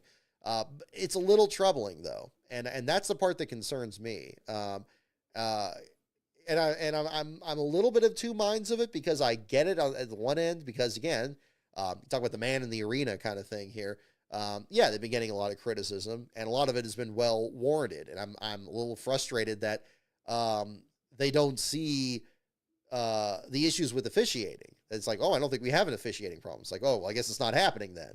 It's like, yeah. So even this weekend, when Parker Retzlaff wrecked at the end of the Xfinity Series race, they waited a very, very long time to throw that caution. Like they're waiting, they're hoping that Herbst and Allgaier are going to get to the start-finish line there before, they throw the caution and it just ends under yellow. It was very much like the Indianapolis deal. I mean, clearly there are issues. Clearly there's something wrong.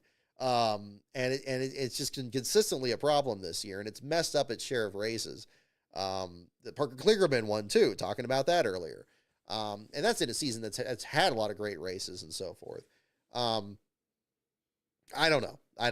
There's definitely a disjoint at the same time there too, and I don't know exactly what to make of it. But I do share David Land's concern. I just my concern is not so much with the discovery process of the lawsuit necessarily. He goes into much more than that, but it's much more with just the overall attitude. It's just like it concerns me because if something serious does happen on the track, and God forbid it does, or something that really does need a lot of attention, as these have had, really, I mean, honestly, the manipulation stuff should have been treated very seriously, and perhaps should have been a more serious penalty there that came into this. I feel like if something that serious happens again, they're maybe not going to take it as seriously because of all this that's happening. And that's a bit troubling. So again, that's just the way I'm seeing it. I get it. Though. I mean, the sport's at a very interesting time right now. We got an interesting schedule that's coming up next year, as far as I'm concerned. Just already kind of making preparations for next season and trying to figure out what the trackside coverage is going to be. And we'll keep following the last place battle here too. But yeah, everything that's going to be happening behind the scenes is going to be another layer of it too there. That'll probably be another thing I'll be catching up on this time. Yep. Yeah, our internal investigation revealed no wrongdoing. Exactly. Yeah, no, I'm with you, Beast of Metal. So there's kind of that part of it too. So we'll see. That kind of covers most of the Xfinity. Oh, I still need to make the championship banner for Blaney. I guess we're still waiting on inspection results here, so we don't have that yet. So I'll have that ready later tonight, pending any other word. Do we have any other word on the championship? Let's take a look here. Let's see. What's this? Yeah. I'm not seeing anything around Pockrass's one here. Nah, these are videos from about an hour ago here. It shows the Truex interview. Yeah, only 2 drivers out. Yeah, only Zane Smith and Ty Gibbs. Yeah, very low attrition for sure.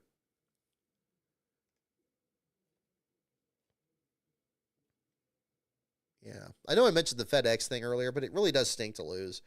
Again, a long-time sponsor there. And I think, again, the car looked great this year. But I don't know if that's going to be good luck or bad luck for Hamlin going forward there. Maybe they need to try to start a new page or something like that from there. But we'll see. That's interesting. Okay, I'll retweet this too. A picture of, here, actually, let me do this. We're probably going to transition into, let's see, what do I got here? Yeah, because there's something else I want to kind of show here. I do want to get into the diecast pictures here at the same time. We'll jump into that here in a little bit. And also, we'll get into super chats too. I know I got a few to catch up on. Thank you so much here on that.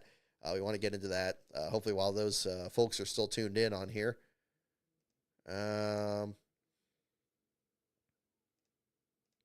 Yeah, the Stewart-Haas team is loading up here at the same time.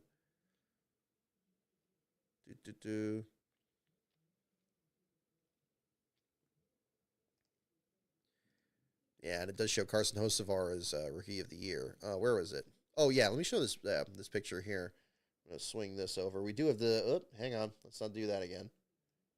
Let's get the picture. There we go. Boop. Bring this here. Bring that there. Bring this here. There we go. Really profound picture, too. I mean, the sunsets in Phoenix are so beautiful, but it's always such a melancholy atmosphere, the championship race, for sure. Because you got, again, we talked at the beginning, that so many goodbyes about people leaving.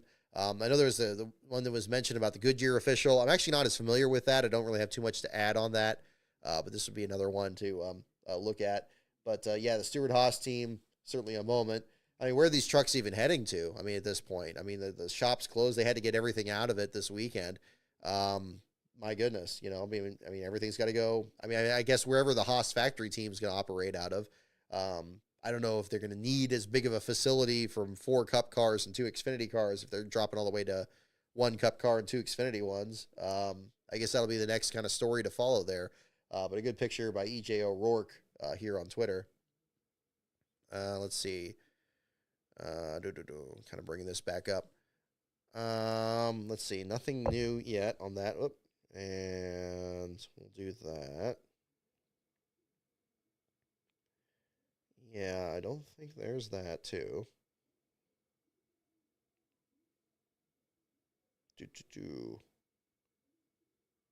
Let's see. Oh, goodness. We just had another Patreon member. Thank you so much. Fantastic. Alrighty. Well, we got some other stuff here to mail out here this week here, so we got that for that. Let me get into, I think this would be kind of a fun transition here. We'll do some trivia here. Maybe we'll do that a little bit later in this. We will do super chats here in a sec. But I do want to do, where's that post? I want to get that post of the Diecast pictures. Oh, I thought it said fan favorite Joey Logano. It's like, wow, I'm not sure if that's an accurate statement, but I mean, there you go. NASCAR Winston Cup Series standings. Am I following them? Why am I not following them? I thought I was. Okay, yep, followed. Done. Looking at the standings here. Christopher Bell by, oh my goodness. So the Winston Cup points, Christopher Bell would have won the championship by 5 points over Chase Elliott, 77 over Byron, 80 over Reddick, and Logano not even in the top 10. Logano would have been 11th, but he would have gained 2 spots by winning this race. So he was 13th coming in. Yeah, that puts in perspective there too. I mean, again, that's presuming a lot of things. It's always tricky with this because, I mean, you know, is everybody going to race exactly the same way? You'd think, I guess, but, you know, the playoffs do have a factor there. Alrighty. Let's see. As I pull this up here, though, this will not be our last stream for the off season here. I am thinking about doing some streams over the off season. We did do some of that over our the Olympic break earlier this year. Maybe do some classic races there. Maybe something else like that. So stay tuned on that. At Last Car on Brock would be the place to follow on that. I'll do some more updates on that a bit further. Logano doesn't even make it in the original chase format. Well, that puts it in perspective there, Jude. Oh, goodness. Oh, here we go. Here's another one, too. Check this one out. Look at the picture. Now, that'll be a meme pretty soon here, too. Luis nailing it this weekend. Great photography this weekend. But he got that one for sure. Alrighty. Okay, I wanted to get the, I can never remember how to get my bookmarks on this. Okay, there we go. Got it. Okay, not that. Not that.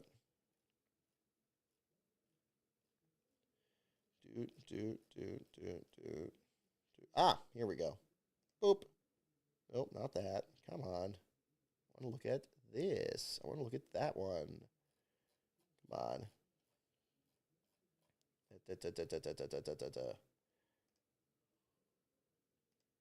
Can I see this?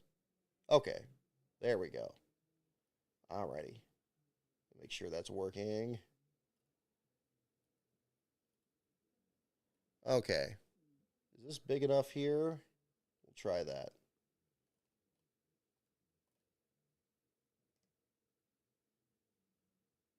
Make sure that's working. Okay. Yeah, I think that'll work. Alrighty. So I want to go into this for the show here tonight. Let's get the second screen up. All right, so I had this tweet that I put up here. Now, again, I've been getting a lot of great pictures, people's diecast collections these last couple of weeks. And if you'll forgive the kind of the transition into this, we'll do super chats and everything in between here too. I kind of want to get into some of these pictures here, but let me get, let's see. Oh, we have just a couple here. I'll do these at the same time there. Let's see. But yeah, I want to kind of look at these. Oh, I thought would be kind of fun is kind of go through this thread from this week here and just kind of look at everybody's diecast collection and kind of talk about what I like, because I get these pictures all the time and it's so much fun because I always like trying to find like these little things there. So people always try to ask if I do a lot of custom or like pick up a lot of custom stuff. I usually don't, to be honest. There's some that I have, but I usually like just the old school stuff, especially if it's something like this where you have the old packaging and stuff. There's something very quaint about that. So I kind of want to get into that too. We'll get into we'll finish the super chats here first there while I do that. Michael Jensen for $10. Thank you for your message. News. I live 10 minutes from Wall Stadium here in New Jersey. The Truex family was always nice. Congrats to Martin on a tremendous career. Also, so happy Bobby Allison got to celebrate his win before passing. Absolutely agree. Truex has been so dominant here at Sears Point. It's almost like been a kind of a second home for him, I guess, lately with how dominant he's been. Obviously, he had the frustration this year when they ran out of gas and he had to kind of get it just across the line there too. But him being a sight in victory lane was definitely nothing unusual here in California.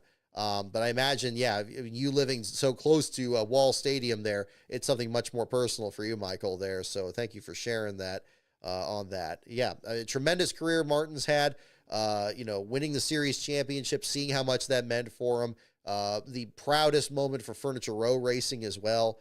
And again, yeah, I mean, really, if I guess that would have been the trifecta from this weekend of drivers that have really gone through everything trying to win a championship and have, a big moment in their career. Justin Allgaier coming through in Xfinity, Ty Majeski in trucks. Didn't really have that in Cup, but I guess Truex would qualify for it, even though he's not a playoff driver this year. A career that faced just as much adversity as anybody else's. And the teams, what happened with Spingate, what happened with redeveloping Furniture Row right after Kurt Busch drove for him and kind of put them back on the map. And, to the point that they were just a dominating crime syndicate there for the 1.5 mile tracks there for several years in the Gen 6 era there. They really had it figured out, and that was definitely one of the things. First trip we did to Fontana was him winning out there in 2018, or I guess it was 2018 or 2017. 2017, or right in that range there. I think it was 2018. But again, just a tremendous talent out there. Whatever's next for him, again, and we may see him in Daytona. We'll see. It was originally a deal with 2311, so we don't know how that's going to shake out next February. But it's going to be very interesting to see whatever he does do next. Is he going to do broadcasting? Is he going to do a podcast? Is he going to, is there something else out there? Whatever it is, undoubtedly, I'm sure he'll find a good footing there. I will admit, I've never really been a huge Truex fan. That kind of goes back to when I was in college, and I remember rooting, the 2005 Busch Series championship. I remember rooting for Clint Boyer more back then because I was kind of starting to kind of follow Clint's career more. And Truex is just so good. He was just so consistent. He'd already won the 2004 championship. Of course, he would go on to win the 05 deal there. And then, the inner circle there of the Dale Jr. inner circle, and I remember that one time where Truex like psyching himself up, saying convincing himself or trying to emulate Dale Jr. himself in his own career. And you kind of see that too. And, the two of them obviously do get along, and there is a lot of similarity between the two of them. But it's paid off so well for him. Truex has had a great career there. Definitely his share of frustrations as much as anybody else's, but that would be another one to certainly look at. So thank you, Michael, for your super chat on that too. Bowser Jr. XD, thank you for your super chat for $2. None of my friends are happy, and neither am I. Definitely get the frustration there for sure. Again, I feel like I'm warming up more talking about it here, but that would be definitely another one to certainly talk about here at the same time. So, again, I get it. I get not everybody's a Logano fan, and certainly the way that this has played out here, these even years, he just hasn't figured out. He wins Las Vegas. He gets the way in there. But I think it's much more of a condemnation of the actual playoff system rather than the driver himself. At least that's a way to look at there too. He's just kind of personifying it, much like Jimmy Johnson did with the original Chase. And I guess that's definitely the case at this point here. Bowser Jr. XD, thank you for your other super chat here for $2. I will say that Netflix will have a field day. Yeah, for sure. Can you imagine what music they're going to be playing here when Blaney's tracking down Logano for the championship? It'll be interesting. Maybe that's going to be the way that they'll present that or not is going to be kind of the story there too. Joseph and Schneiderman, thank you for your super chat for $2. Read this earlier here. Thank you for the heads up on the display there for November 10th. We definitely don't want to confuse the viewers and still think we're stuck in Martinsville. So again, thank you for the heads up. Bowser Jr. XD, thank you again for your super chat for $5. Kyle Busch in 2015 got more wins, top fives, top tens, and a better average finish than Joey Logano did this year. What a joke. I get it. Again, it's the system. It's not the drivers. The system allows for this. And if NASCAR is not going to change anything in this sense, I get it. I get it. And it's incredible. Yeah. In 2015, he missed all those races and yet had more wins, top fives and top tens. It just shows, I mean, no point system is perfect. But I'm not going to, campaign and say, oh, we need to all rally behind the playoff system. It's like, no. Another note that I had on this, and it's actually very relevant to this topic too, really look at, both these championships were absurd with Kyle Busch missing those races and still being able to win it. And then Joey Logano doing it this year with kind of a lackluster year, especially with the issues with the Ford Dark Horse through the first part of the season. The great thing with the full season championship, another thing to kind of add onto the list is that, again, we don't, you kind of quote David Land here, we don't play race cars, we race. And a race is a very different thing from a one-on-one match where it's all about wins and losses, win-loss records, and who has the best record. If anything, NASCAR championship is close to that because it's about, who has the most last place finishes.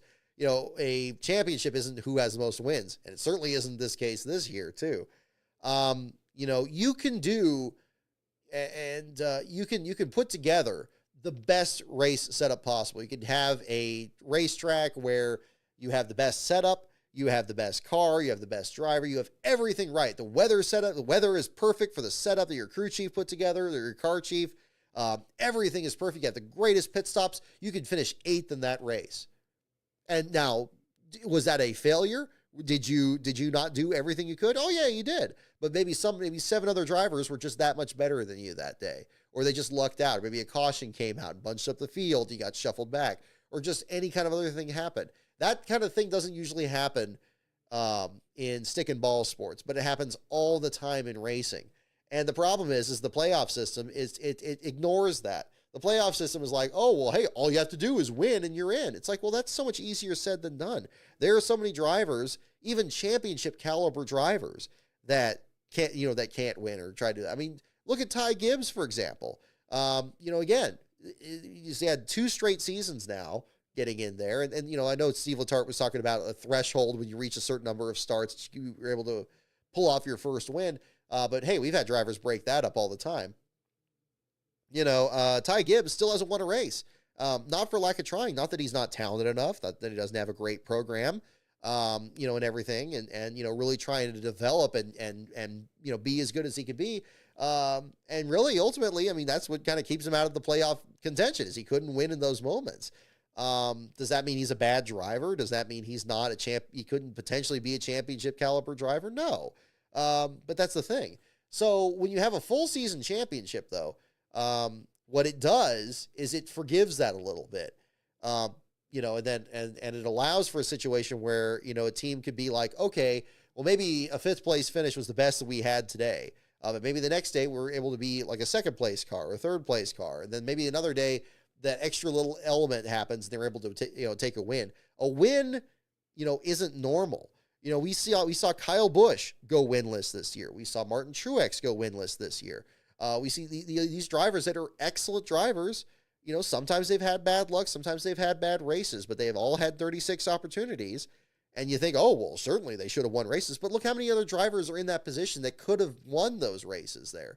It's just not fair. It's not fair to have that be the measure of it. And I think it's gotten to the point now where drivers are getting now swept out of the series because, oh, you're not winning. So you're not good in this format. So you can't advance into the championship at any rate in that sense either.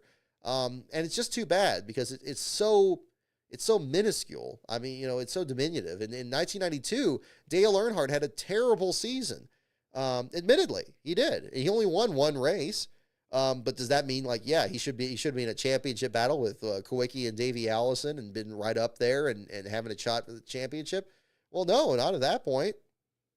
It's just like sometimes you have an off year, but then again, you figure things out, then you come back the next year and you're that much stronger and you win a bunch of races, but more importantly, you're consistent in between.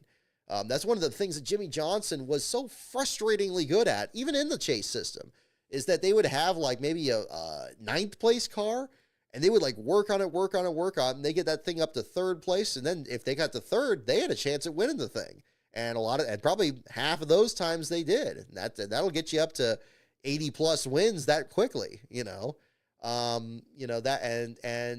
you're able to do that consistently across an entire year, yeah, you deserve to be a champion. That's why even in a full season championship standings, Jimmy Johnson would still win a couple of them. He wouldn't win 7, but he'd win a couple of them. That's why you need to have some kind of system there on top of everything else, where it's a celebration of the season. There's such a thing as it being too early in the year to talk about a championship, all that, it's just another part of it there. So I think that's another one to look at. But thank you, Bowser Jr. for that as well.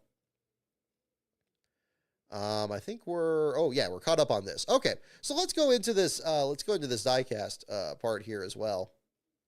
And that too. Can't believe Kyle Busch went winless. Yeah, I get it.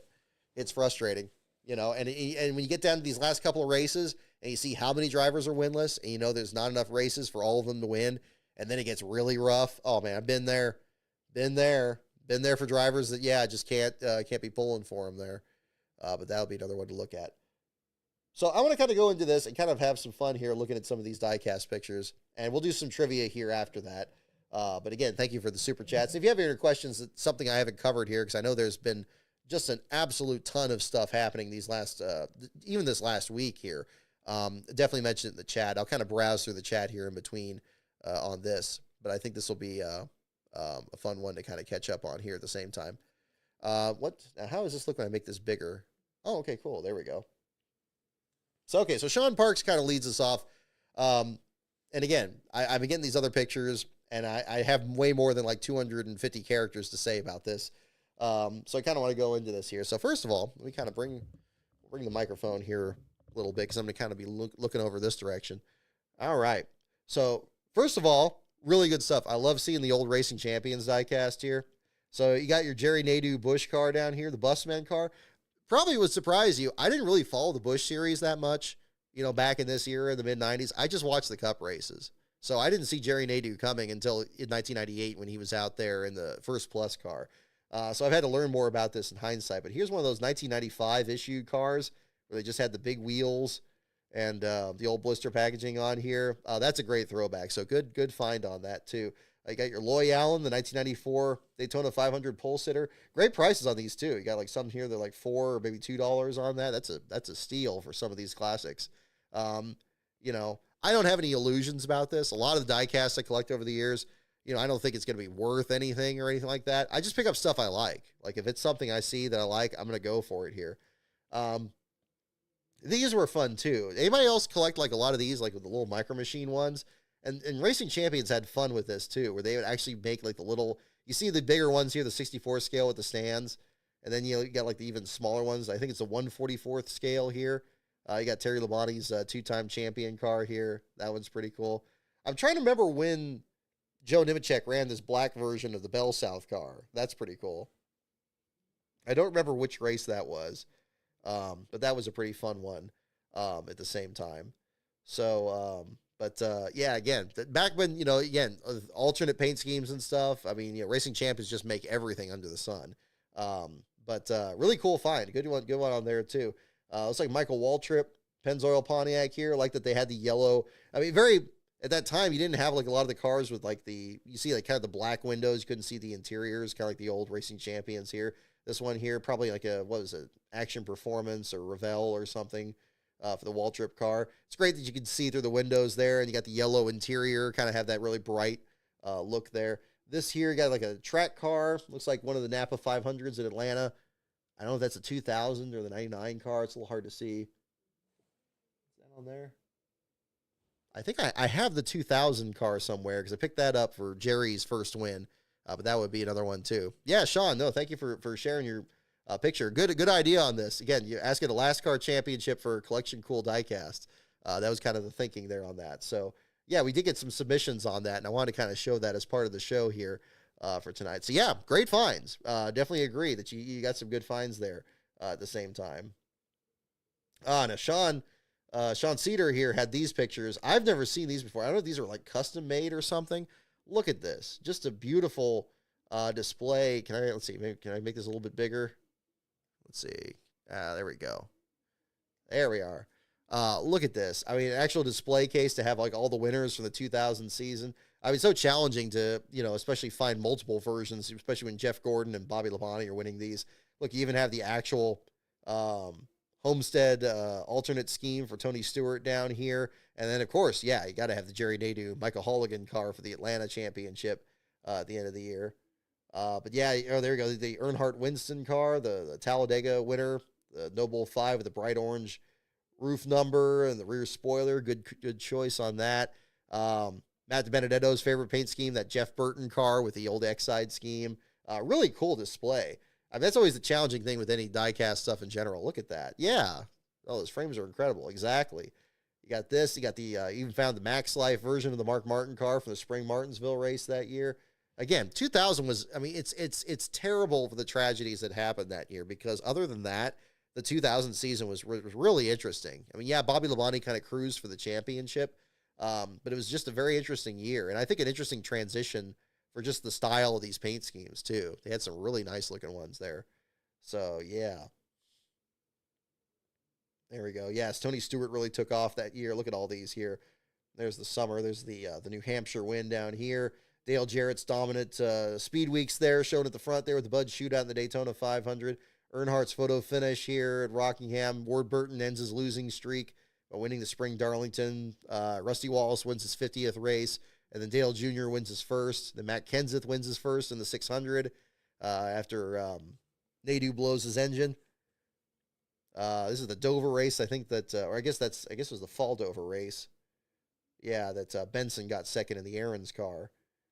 See, it's too bad that none of these ended up being Johnny Benson, isn't it? Because, he came so close all those times, but here's who beat him. The two Mayfield wins, the Fontana one, and then the one wrestling senior out of the way in the June Pocono race. A lot of good moments. And then Gordon winning over Sterling Marlin, who was very surprising at Sears Point that year. Then you got the 2001 version. Look at this. So, yeah.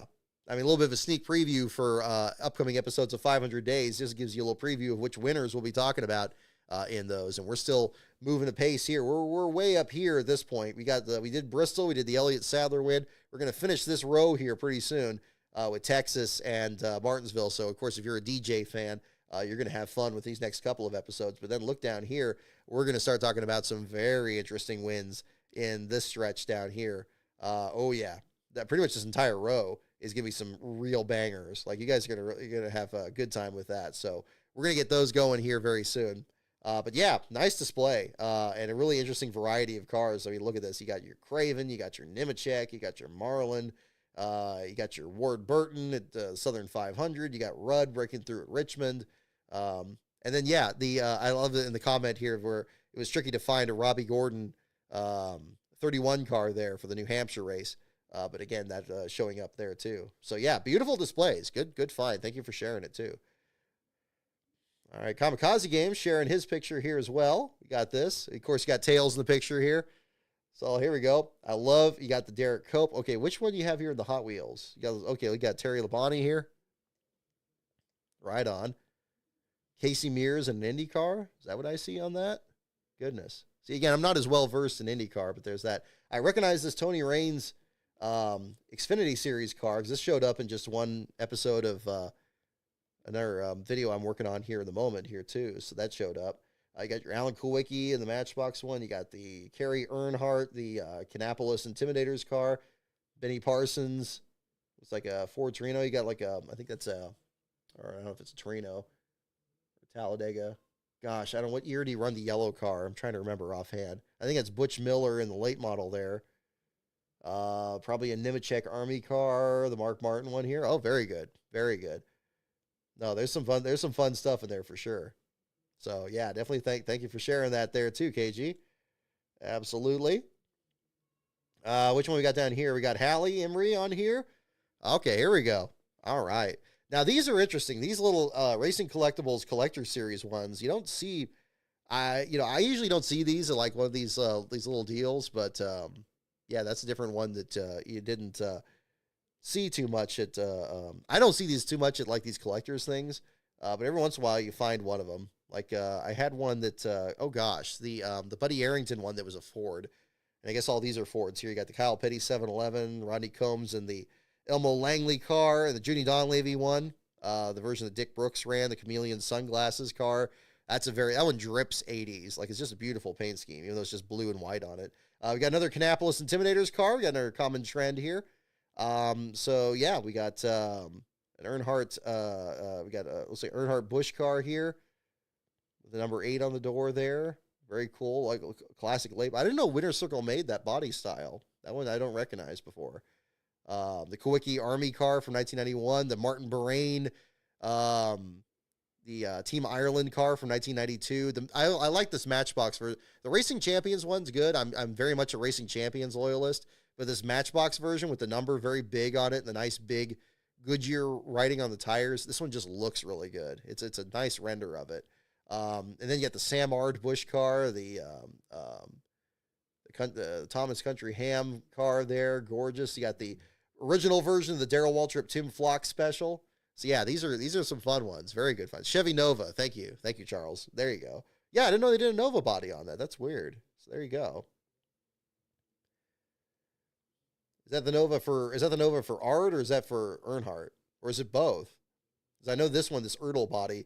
I'm so used to Ertl making Thomas the Tank Engine diecast. I keep forgetting they did NASCAR stuff, even though they ended up kind of joining forces with Racing Champions, I believe, over time. I think they did like a similar thing on that. But yeah, no, good finds there, Hallie, as well. All righty. Ben Davis on here. Big Bad Ben on here. I like the Jeff Green there. There you go. The Certainteed car. I didn't even know they made this version. I remember Certainteed being Joe Nemechek's sponsor when he was driving for Ginn Racing. But seeing this on and kind of a preview of coming attractions, you got the Haas factory team this next year. But yeah, this is the 2006 version. Yeah, I didn't think Racing Champions did 2006. Because, yeah, I think this is the 05 version was still the Zero, because that was the Net Zero car that Mike Bliss drove. So this is, yeah, I don't know. Yeah, that's a good one there. Jeff Green Certainty Racing Champions promo car. I thought it was a cool pickup to get pre-Tony Stewart-Haas car. Only paid $5 for it. No, you did well. You did well. That's a good one. Yeah, because I know Racing Champions 05, 06, they were kind of scaling back on that a lot. I mean, you only see like a few 2005s, and it's kind of a different deal there. That does look like a promo car. Yeah, exactly.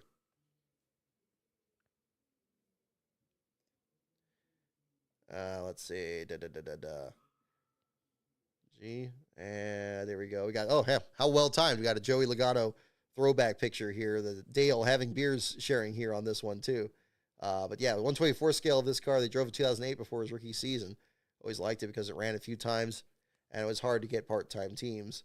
So yeah, no, very true. I mean, I remember David Gilliland driving this car a little bit, but Logano, yeah, very beginning of his career, before he even got in the 20, back when Stewart was still in the 20 there that year. You had him in this, and then the Hall of Fame racing combination deal. So yeah.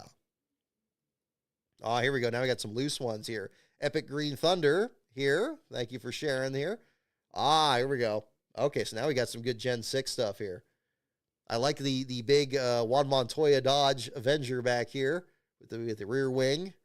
We got some wings back here too. We got what? We got Mark Martin. We got some Chase Elliott's back here.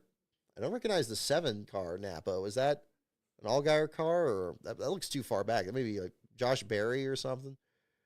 Oh, probably be somebody else. I'm sure somebody in the chat knows on that. You got your Jeff Gordons over here. You got your race-used Ward Burton here with the tire marks on the door. That's cool. There you go. You got a Casey Kane from 2007. You got a Pepsi Jeff Gordon. Pepsi cars definitely missed out there. They've had some interesting schemes. Oh, here's a 2004 Intrepid for Rusty Wallace. I was almost seeing double there for a second there, seeing a 22 there. Looked so much like a different model there. Some good Rusties here. Let's see. Paul Menard's Busch car. You got Brennan Gaughan here as well. Ooh, you got I like this too. You got the Mark Martin, the Salute to You throwbacks here when he did the Stroh's Light throwback of the Viagra car. That's a good find too. Oh, and I don't recognize this Petty one here with the Jana King logo on the hood. That's interesting. The other Almirola scheme. Appropriate timing with the last FedEx race potentially here. We got the FedEx Hamlin up here in the front here in the car tomorrow. The Outback Steakhouse, Kevin Harvick there. Think about the Bloomin' Mondays and everything. Regan Smith. Oh, it's Regan Smith in that 7 back there. Okay, right on. I remember having this one before here, this 21. I think I gave it away. I think I gave it away in one of those diecast sales there. But this was like a Trevor Bainey. It's like a Henry Ford Museum scheme, kind of a black and white one. It's not bad. That looks like I think this is the Keselowski car from that fight with Matt Kenseth at Charlotte. I think he ran this scheme in that one. It looks familiar there. Certainly the Tide car for Kenseth. That's a good one. That's a really nice one. The Snickers one is interesting for Kyle Busch here with the oversized logo there. Yeah, some good ones. Definitely some good ones there for sure. Anybody got any DC Solar diecast? Yeah, that'd be interesting too. So we'll see. Yeah, maybe I'll turn up on here. We had a good amount of responses on this. Oh, but you'll see we got a couple more pictures down here. Epic Green Thunder on this one. There we go. Ooh, I like seeing some Ricky Rudd Tauruses down here. There's a Michael Waltrip Nations Rent car. It's like a Ryan Newman here. Ooh, it looks like the Speed Block Darrell Waltrip car here in the bottom left. Then the Sam Hornish. I love the Suzuka Japan Earnhardt there. Very good find. Very good. And there we go. Oh, my goodness. Are these 24th or these look almost like 1/18th scale? These are huge. Seems like even compared to maybe it just looks like that way compared to the 64ths, but yeah. There you go. Yeah, there's the Darrell Waltrip, the Speed Block car. I know obviously had not a good memory for Darrell Waltrip given that that sponsorship didn't really materialize and the team shut down. But I still thought a really sharp paint scheme too. I actually have a shirt with that graphic on it there that came out well. The Bobby Labonte one. I remember they did this where like the winner's circle version of Labonte's had kind of the pink number on the roof instead of like an orange number. I guess it kind of changed over time there. There's a 99 Bobby Hamilton. There's a 98 Mayfield. It's a 2002 Newman. Yeah, before they went to Dodge in 03. There's a Carl Edwards Busch car. Didn't know make the charter car. That's cool.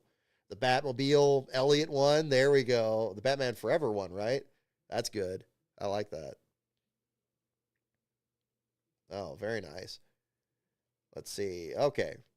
Very good. Check it out, Robbins on here, the Martinsville Hall. Here we go. Some 24 scales. Here we go. Kind of combination of the NFL racing, kind of, I guess the after effect was, it says 94 on it here. I was about to say like the effect of having Joe Gibbs Racing in the sport there and having some football and NASCAR crossovers. Trying to see what name it shows on the roof of the Raiders car there. That's cool. The LA Raiders there too. Yeah, there we go. That brings back some memories. I like the Elliott Sadler here from his, looks like probably, hard to tell if it's 2001 or 2002. But yeah, probably kind of in that era there. Definitely the similar paint scheme that he ran both those years to his Bristol winner. The Harry Gant Mac Tools car, right on. You got a Kenny Wallace Philmar car up here from 95. Oh, very nice finds. Found these all in Martinsville. Right on. The trading paint ones. This is something, I mean, I know we have the race worn out cars, and I guess we do the checkers or wreckers every once in a while to kind of bring out some of this. But I forgot that Hot Wheels did the trading paint. I always remember the War Paint Racing Champions ones, and they did those in like 2000. I don't think they did them after that. But here we go. You got a Hot Wheels one. This is like the Pontiac version of Ward Burton's car, so that'd be 2000 also. But yeah, I kind of put like some scrapes on the right side, some tire marks there, kind of put some track grime on the nose, so they look kind of like the cars at Martinsville last week, so that'd be kind of cool. Does anyone have a diecast of the 19 car Alex Kennedy drove at Sears Point in 2013? That would be interesting. The old Humphrey Smith car, that would be interesting. Circle B still has DC Solar cars. Yeah, I guess they probably still have an overstock that they got to take care of there too. That would be another one. Let's see here. Okay, very good though, Robin. Right on. Here we go, Rodney. I see your submission here as well. Oh, very nice. Team Tabasco. Excellent. Excellent. Yeah, no, we got the Todd Bodine, the Tabasco Fiasco car. Talk about something that had a lot of production. I mean, you can always tell. There was somebody who was talking about a bit earlier about DoorDash and how involved they were in the sport, and they just kind of dropped off the map completely. Like they were sponsoring 2311, they were sponsoring the track, they're sponsoring this and that. That's happened so many times in the sport where like a company, I mean, it's less relevant, I guess, with DoorDash because everybody knew what DoorDash was. But if you ever hear of a sponsor that you've never heard of before and suddenly they're sponsoring everything, if you're interested in like getting merch or something like from that, you probably want to jump on that soon because they usually don't stick around too long. DC Solar obviously had some other stuff happening, but they're a perfect example of that too. IK9 is another one that was there for a while. That just had a huge marketing push just out of nowhere, and then they were just gone. Like, that was the case. Extends certainly is another one that comes to mind. That was a big mess there too. Yeah, I think those are kind of ones to look at there too. That car was flying at Spring Atlanta '98. Yeah, the black and green version. That one was gorgeous. That'd be good too. And then the '94 Brickyard car. This one is just everywhere too. But I'm glad you picked it up because it's a great memento, especially from this year when we bring back the Brickyard 400. Another, again, high point from this year. We'll probably do something to kind of be more reflective on the season as a whole, maybe on a later show. I'm kind of touching on that a little bit. Maybe we'll be down that road there as well. But yeah, definitely thank you for the recommendation there on that too. All right, Andrew Neer. Look at this. What we got here. So again, Penske Racing, of course, championship today. We're waiting to hear back on all of that. But they always had just gorgeous haulers. I know Racing Champions had this where they put this mirrored finish on this for the silver part. Kind of looks like yours here too. But great find though. Gorgeous piece there on that. The Penske haulers are just, it's kind of like Bahari Racing teams did too, where they just kind of made that look really good. MCI WorldCom, Jude, I see on that too. Yeah, that's another one. Big Daddy's Barbecue. Yes, that one also. Oh yeah, Dave. Yeah, exactly.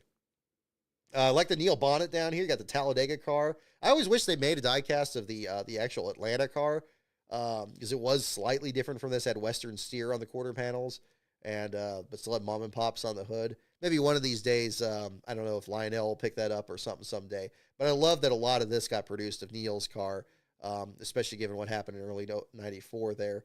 Love the Wood Brothers. Looks like street stock down here. The Hodgson sponsorship on here. Really cool find. I don't know if that's a custom or I don't know. That looks gorgeous. It's a beautiful piece. But I love the color scheme on that. Trying to see what name on there. But yeah, love the rims on there too. That's a really nice. That's a showstopper. And then another, we saw this with Kamikaze's collection there too. These late models they produced, short track champions. Obviously they make more of them nowadays. You've been seeing Landon Huffman and some other drivers get their licensing rights. Junior, of course, with the Sundrop car.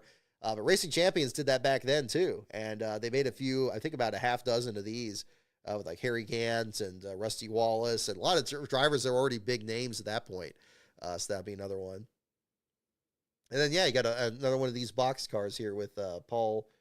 I was about to say Paul Lewis, but it looks like Paul Goldsmith on this one. So, yeah, good finds. Good finds for sure. Oh, Zloop. Oh, yeah. I've seen the list get up. Nature's Bakery. Yeah, that one too. Nature's Bakery. I mean, certainly big time with one sponsor. I don't know if they had as much of a brand presence elsewhere. MCI WorldCom, that one comes up. Where can you post your collection? I mean, you can if you like. Chick is the NASCAR fan, or you can, let me see. Can I share the thread on this? I'm sure I can share the post. Let me see. Can I do that?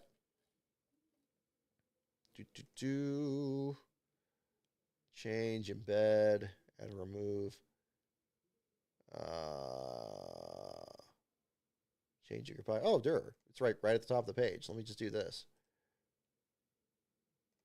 Here, I'll put it in the. Let me see if I can put it in the chat here too. Oh, there's that Bobby Allison picture I was showing on social media. I had that in the background at Martinsville last week too. So those of you checking that out. Let me get this up here. Let me see if I can put it in the chat. Let's do that. We don't need a feedback loop on this. Dude. Yeah, if you want to post your collection in here still, we're just going to go ahead and kind of do that here.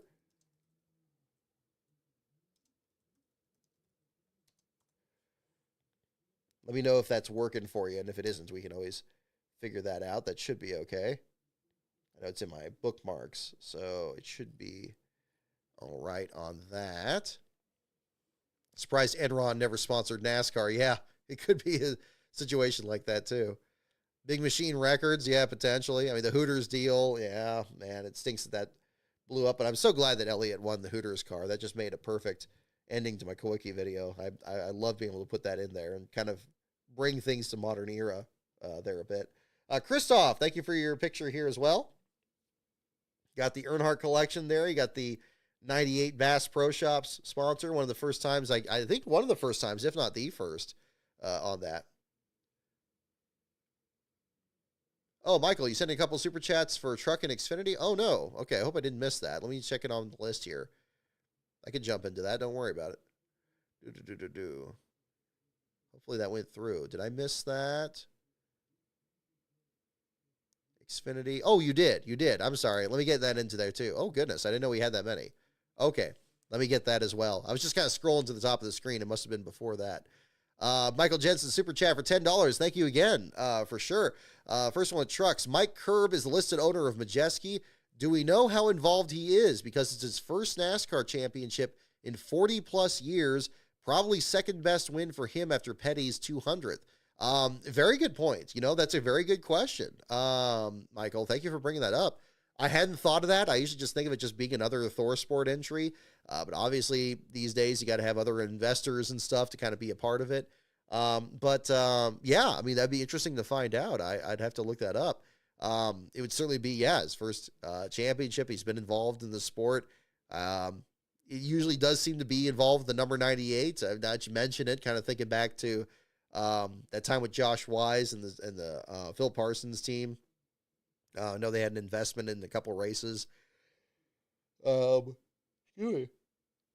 Kind of promoting some other musicians and stuff, because Curb's like it's Curb Records, so you had kind of these other artists and stuff that they were kind of promoted on the cars, so that was interesting.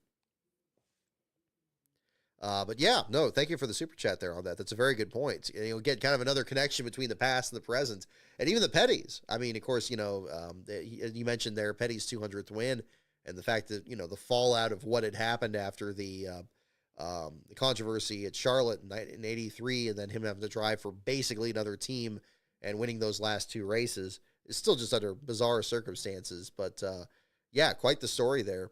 For sure, and it'd be interesting if that's the newest chapter that's been written just this past weekend. And Michael, thank you again for your other super chat here as well for the Xfinity Series. So happy for Justin, well deserved for an Xfinity lifer. Oldest champ in Xfinity since Tommy Ellis, another great Busch lifer. Great statistic. I had not thought of that. Very good point. Very good point. You know, Tommy Ellis. Somebody told me that Tommy Ellis doesn't want to talk about his racing career anymore, and that's too bad, because I know he's had quite the career. Somebody else was trying to interview him, and I guess unfortunately declined that on there. But yeah, I mean, Justin Allgaier, being in that series as long as he had, definitely agree. What a tremendous effort for him. Very happy for him. He definitely deserved it.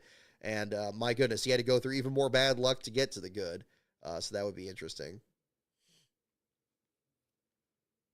It was 27 in 2019 for Mike Curb with the 16 car. 16 car. Was it? It wouldn't be with Colleague. I was trying to think. I know they hopped around a lot, it sounded like. JD Stacy's one from back in the day. There you go. But yeah, Michael, thank you for the heads up. If I'm missing any other super chats, definitely let me know in here. I don't want to miss anybody on that, especially on that, because that would be another one. Yep, the Galaxy Motorsports Pizza Hut thing in 500 days. Yeah, that too. Anyway, back on this one here with Christoph.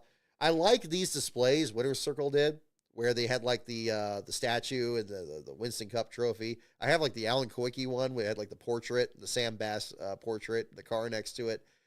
Great displays. I love that they have like these vintage cars. Kind of seeing the Chevy Novas that you and chat were helping me make sure I got the name right there on that. But I love that this, you got this with the Monte Carlo and the Aero Coupe thing there too. Yeah, great display. Great finds for sure. Oh, I remember seeing this at lunch. Yeah, I love this here with the this was another fun thing. Back when they had the diecast, it would be like in a case, but the case would look like a different shape. So you had this one here where it looks like a little vending machine that had the diecast in it. So the vending machine is probably about the size of my phone here, like it'd be about this big, and then you'd actually have like the car inside of it there. So really good find. I see some old trading cards here. You got some it was a Mark Martin winning in 1990 or 91 in Atlanta. That's what that is there. You got a Todd Bodine card down here. Bobby Hamilton looks like 01 or 02 at the Andy Petrie effort. So we got a Ricky Rudd and then a mini Kenny Irwin down here. Got some Tabasco cars down here. I see some Harvicks down here. Some Mark Martins. You got everybody represented here very well. I like it. The Bill Elliott car down here. Excellent. Oh, very good finds. All righty. Oh, here we go. NASCAR 9. There we go. We now got some sheet metal in the picture and some postcards. Excellent. There we go.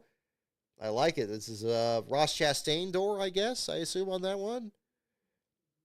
But yeah, I love the. It's always tricky to figure out a way to put the cards. I always have like a box. I just kind of keep them in right now, like a document box. But it'd be great to be able to display them like this. You can kind of just admire them, especially if you had ones like this where you've had them signed over the years. So that's really cool. So good collection there for sure. I like the hats down here too. It's a great man cave. There you go. And this display case here is cool. A little hard to see on that one, but I can make out the winner's circle cars down here and over here at the same time. Let's see. Looks like you got the Gravedigger car there. You got the Burger King Bill Elliott car down here, I think. There's the Burger King Stewart down there. Very nice. AC Racing, this one down here, this little black package down here. These are really good diecast. They made like, I think it was like Action Performance, but they put them in blister packs, and they have like noticeably better detail. I have like a Ken Schrader version of this, and they actually put like the big brake ducts on it, like it looked like it like Pocono or something. They had a really good deal with that. I think that's what this is. I know racing. There's some that have racing champions in there, but the ones I was thinking of, I think it had the AC Racing. Maybe it was in '93. This might be more like '91. I think 93 is where my Schrader came from. You got some super trucks up here. There we go. Got some Chastains. You got some Haley Deegan. Noah Gragson. There we go. Some current year cards up there. Looks like Stewart winning the Brickyard in 05 or 07 up here. Is that Stewart? Yeah, that's Stewart. There you go. Oh, good finds. Good finds. And good job by your guy Edfinger there in the championship. I know he didn't get the Truck Series championship, but he still made it an interesting show. Let's see. If Pizza Hut sponsors Wally, then does he go to the NBC booth? Probably not. Probably not. It's a very good question. Then again, it's hard to tell with those programs back then. Galaxy Motorsports was struggling for sponsorship. Maybe they would have just collapsed under their own weight and not really been able to do it. Sensing Luminous, thank you for your pictures here as well. All right. Oh, hang on. I don't want to blast right by that picture there. Not past this 2006 Todd Cleaver or David Reagan or whatever car on this one. Forgot this one even got made. This one is one that I think wrecked Ken Schrader at Martinsville in the fall race. Schrader had a good top 10 run going. Unfortunately, got wiped out. Good find, though. I mean, you usually don't see this one produced. Danny O'Quinn ran this in the Busch Series, didn't he? Or was it still the 06 in the Busch Series, or was it just in Cup? Because I know they had a development ride, and then Penske had the 06 in 04. That's where Travis Quapple made some of his first starts. Chad Blunt, you saw him in that car there, too, in the R&J video. Is it Cleaver? It's Cleaver. Okay. Right on. Well, there you go. Hey, another paradigm of development Roush drivers here. You got your 2001 Blaney. You got your Stewart here. You got your Larry Foyt in the 2001 rookie Busch car there. I see a very nice Hills Brothers Hut Strickland here, it looks like. The 2001 version. It's got the yellow stripe over it there. So this is the one you'll kind of be seeing in 500 days versus the Ed Barrier version from 2000. Hills Brothers did a nice release of both of these. That sponsor ended up going over to Bill Davis Racing in 02. Love the Orange Robbie. Just a beautiful scheme. This is like what, 04? Probably. Yeah, kind of in that range. I know it was like 02, 03, and like 04. kind of along the ways. There's the Kyle Petty there. Can't tell if that's a Charger or an Intrepid. I think from the window that might be an Intrepid. Hard to say there. And then a Jeff Gordon Pepsi car there too. Might be the 04 winner there as well. Good finds. Very nice. Yeah, good job, Sensei. And then there we go. We got another diecast in a container there. The Coors Light keg here. We got which one is this? The All-American Heroes Bobby Labonte. I think it was the Fall Dover race, I believe, that did that. I might be wrong on that. Tony Stewart alternate, the black scheme there. Jimmy Spencer. This is really good. Look at this. You got the Ken Schrader, just the vote car. They had it was what? Purple, aqua, and pink that one year. And everybody wanted pink because they wanted to see Kenny Schrader drive a pink car. I think it won, or was it purple? I don't remember. There was something like that. 2002 Bobby Labonte scheme. Okay, right on. Yeah, Hendrick Motorsports Fan 5. I can definitely see the frustration for sure. So we're just looking at diecast now. That's what we're going to have. We're just going to do this for this portion of the show here.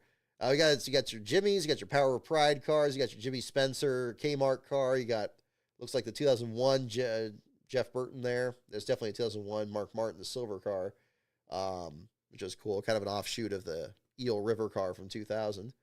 We got another one here. Oh my goodness, look at all this. Wow. There's some 2005.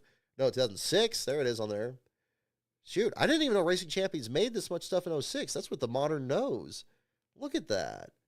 I thought they all had just the Kermit the Frog headlights here, like these. I didn't know they had the 2006. Great finds. Great finds. Very impressive. The Bernie Lamar car there. Is this, oh gosh, David Green drove it once, but I think this went to somebody else by then. You got your 05 Robbie there. That's cool. I remember these. This was kind of the end of the line I remembered for Racing Champions. I didn't know they went to 06. I thought by 06 they were pretty much done. Oh, it says Motorsports Aesthetics. Okay, that's why. But it looks like it's almost like the same tooling as a Racing Champions car, like 05. Because, yeah, you got your... Oh, my goodness. Yeah, there's a Scott Riggs from 04, the rookie car. This looks like it's either Nadu or Nemechek. Probably looks like it's a Chevy there. That looks like the Nadu there in the Pontiac in 03. There's a Harlem Globetrotters, Scott Riggs or Johnny Benson. Probably Riggs. I think that's it's a Chevy. So that'd be Riggs. So you got Terry Labonte here. Another Jimmy Johnson scheme. I don't remember this one being made in 2004. Wow. I remember the first Jimmy I picked up in 02. We had a 2002 scheme with him on the rookie stripe. And I forgot that they made alternate versions of it. But it was always interesting to see how it would show. Randy LaJoy. Is that LaJoy in the 34? Okay, right on. Again, I didn't watch Busch Series that much back then. But, I mean, great schemes, though. Great schemes. Riggs ran the Globetrotters car at Bristol. There we go. Let's see here. Kind of want to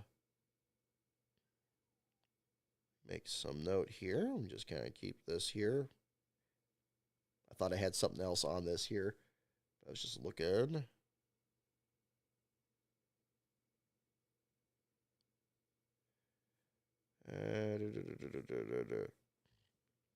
Alrighty, let's see what we got. Oh, 2003 Marlin is in the keg. Okay, right on. Let's see. Okay, we got some others here. Ross Chastain Fan 1. Okay, here we go. We got some other good Racing Champions ones. All right, here we go. Here we go. Okay. Man, yeah, this takes me back. So now we got some late 90s. It's like 97, 98 kind of era here with the red packaging. Very cool. You got this is 96 here. This is a Ricky Craven. Let's see, you got Joe Nemechek. You got the Mike Wallace Spam car. You got the Brett Bodine Close Call car. You got the Gary Bradbury Child Support Recovery car. There's, is that LePage in the hype car? Or is that, I think it's LePage, not Fuller. Let's see. You got the Dick Trickle up here. You got the NWO Kyle Petty cars. Herbie Sadler's short-lived ride there, the 72. It's Joe Bessie. I liked when they started experimenting with the colors of the rims of the cars, kind of in the mid to late 90s. You got this on the Joe Bessie one down here. I think this is Mike McLaughlin here. There's Fuller. And there's Jimmy Foster. There's Darrell Waltrip.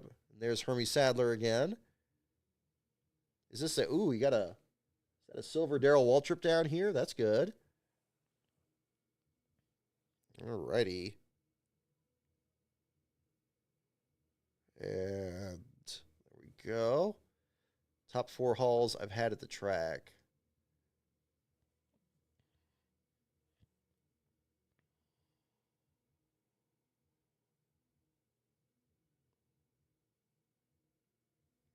Let's see here. Ooh, okay, here we go. This is interesting. Now we got some early 2000s ones here. So let's see. Okay, we got the 2000 Darrell Waltrip, got the 2001 Todd Bodine. We're just starting to see this blue light special car in the series so far. Is that Mike Dillon in the 72? Oh, okay, Charles, good catch. I thought that was Hermie Sadler still. But Mike Dillon, I think you're right on that one. Okay, yeah, but we're just starting to see this Todd Bodine one here in the 500 Days series. 2002 is really interesting. These two cars got made with the Kmart sponsorship on it, and then the Kmart, just talk about their sponsors that just gone with the wind. Then the company declared bankruptcy. They wanted to back out of the sponsorship. The 66 went unsponsored for Las Vegas, and Todd Bodine won the pole in the car, which is the first time that an unsponsored car won the pole in a cup race since J.D. McDuffie back in the 70s. I mean, he technically had Bailey Excavating as an associate sponsor. But yeah, look at that. That's a good one. And yeah, I'm seeing somebody mention in the chat too, the Mike Wallace car from 2002, the Auto Leave car in package. Yeah, great car. I love this paint scheme. I think this one came out great. Limited sponsorship. Auto Leave involved in the development of the black boxes on the cars back then. They were an associate sponsor of Stacy Compton in 2001. So that's cool. We got what? This is Todd Bodine still in the 66 in the Busch series? Or, oh gosh, or is that Tim Fedowa? There's definitely, I see Mike Skinner up here, the Pontiac, the 03 Pontiac version of the Kodak car. That's good. You got Nadu or Nemechek in the 25. You got a Phil Parsons Diamond Ridge car down here. That's good. I see both the versions of Dave Blaney. You got the British Petroleum version from 01. There's LaJoie's Kleenex car up here, the Winn-Dixie car. Nemechek's Cellular One car. I remember picking this one up because Ron Fellows ran a similar version of this at Sears Point with Nortel as the sponsor. So that was pretty cool. Yeah, 2002 season is great for that because, yeah, you get a lot of weird paint schemes for sure. Yeah, the Auto Leave one. Yeah. No, those are good. These are really good. No, Ross Chastain, you got some good ones. You have another picture? Oh, my goodness. Now we got even more. Okay. Well, here we go. See, these are neat. They used to do this. I remember like 2000 Racing Champions would have like, I know I'm going to keep glazing Racing Champions, but you know, you'll get used to it. But like they would put like random diecast collections. They would have like a package with all of them. And then they'd have some where it was like this with its display. This looks like it's Hot Wheels here. No, it's Team Caliber reenacting the finish at Darlington between Craven and Busch. So that's pretty cool. But they had other ones too, where they would like, you know, they'd just pick 3 random cars and put them 3 wide. Or they'd have one that was like a No Bull 5 car and try to make it seem like it was working its way through traffic or something. That's cool. Yeah, I love these down here. You got the, the Grambling University New York Racing Team car down here. Looks like you got there we go, a couple good Earnhardts. Very nice. The Ryan Blaney from the Bristol Dirt Race, the one that got all tore up. There's the Bobby Allison throwback for Randy LaJoy, or Corey LaJoy. I love so here's the trackside Adam Petty back here. That's a nice one too. Yeah, these are the ones where, yeah, they would sell these Racing Champions at the track, but like they would have, some of them would have alcohol sponsors, or they would actually have the Winston Cup logo on it or something, and they'd have them in these like impossible to open clamshell packages here. But they were gorgeous, great display pieces too. It's good you got this Adam Petty one. This is one of the prettiest ones they had. So that's a good one there too. There's Kirk Shelmerdine's Big Johnson car. You got, looks like Jeff Bodine's Power Team car back here, the Hot Wheels. That's cool. You got Suarez, the Sears Point winner. Yeah, very good. Very, very good. Oh, my goodness. So many pictures. Oh, hang on. We're not skipping that. We're not skipping that. Not with the Brian Scott and Elliott Sadler Busch car. We got the 2009 Mark Martin. We got the Dick McCabe car here. This is a Pontiac, right? It's like a Busch North card back here. There we go. 2 Chastains. We got the more recent stuff down here. We got the Jimmy, the Carvana car. You got the Biffles. You got the Newmans. You got the Sam Hornish or Marcus Ambrose there. Probably some Harvicks down here. Looks like a Logano in there. Oh, you got a little bit of everything there. Good finds. Good finds. All righty. Okay, here we go. Alex the Admiral. So we got on this one here too. We have some good ones. Michael McDowell loves car. Yeah, the Earnhardt one. Yeah. No, very good ones. All right, let's see what Alexander has here. Okay, here we go. There we go. This is a really good one. Really nice piece they did. I love the way that they displayed these Matchbox transporters. I know that literally the big teams by this point didn't have a rollback hauler like this, but of course they did a version of this for like the Days of Thunder cars and stuff. But it was still a cool way, very creative display of it. And of course, kind of a fun thing if you have like a diecast racetrack you're setting up someplace. You can have like these little haulers parked in the infield for the cars to load up on. Had this little notch back here that would stick in front of the rear wheel so it wouldn't roll off the back of the thing. But then, yeah, some of them would have alternate schemes. You got this with Derek Cope. You got like the Rockingham version of the car here, and then the Wilkesboro version that they ran the rest of the year. You got the Quickie one here with the test car. Really cool. Look back here. Oh, here we got one of the alternates of the Quickie car from 93. You got the Cellular One car version as well from that year. Let's see, you got a Jimmy Spencer Camel car. You got your Elliott Sadler. Looks like an Under the Lights Elliott Sadler, the one with the chrome finish scheme, right on. There's a Kurt Busch I see here. You can't sneak that by. There's your Kurt Busch Kansas winner. It's like a Robert Presley from 2000. There we go. Oh, I'm going to like this. I'm going to like this. I am. Ooh, I do like that. 2003 Jerry Nadeau. Yes. There we go. Very nice. Very nice. Look at that. I mean, just the body style in this, the 2003 Pontiac was just too good for this world. That's why we only had it for 1 year.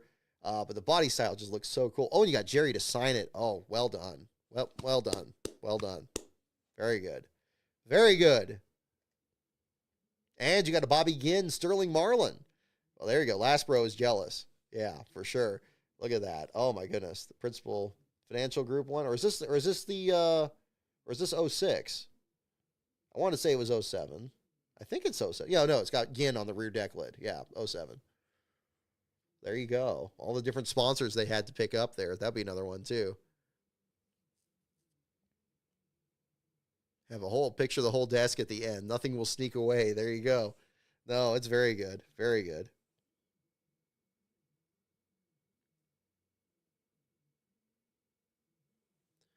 Alrighty.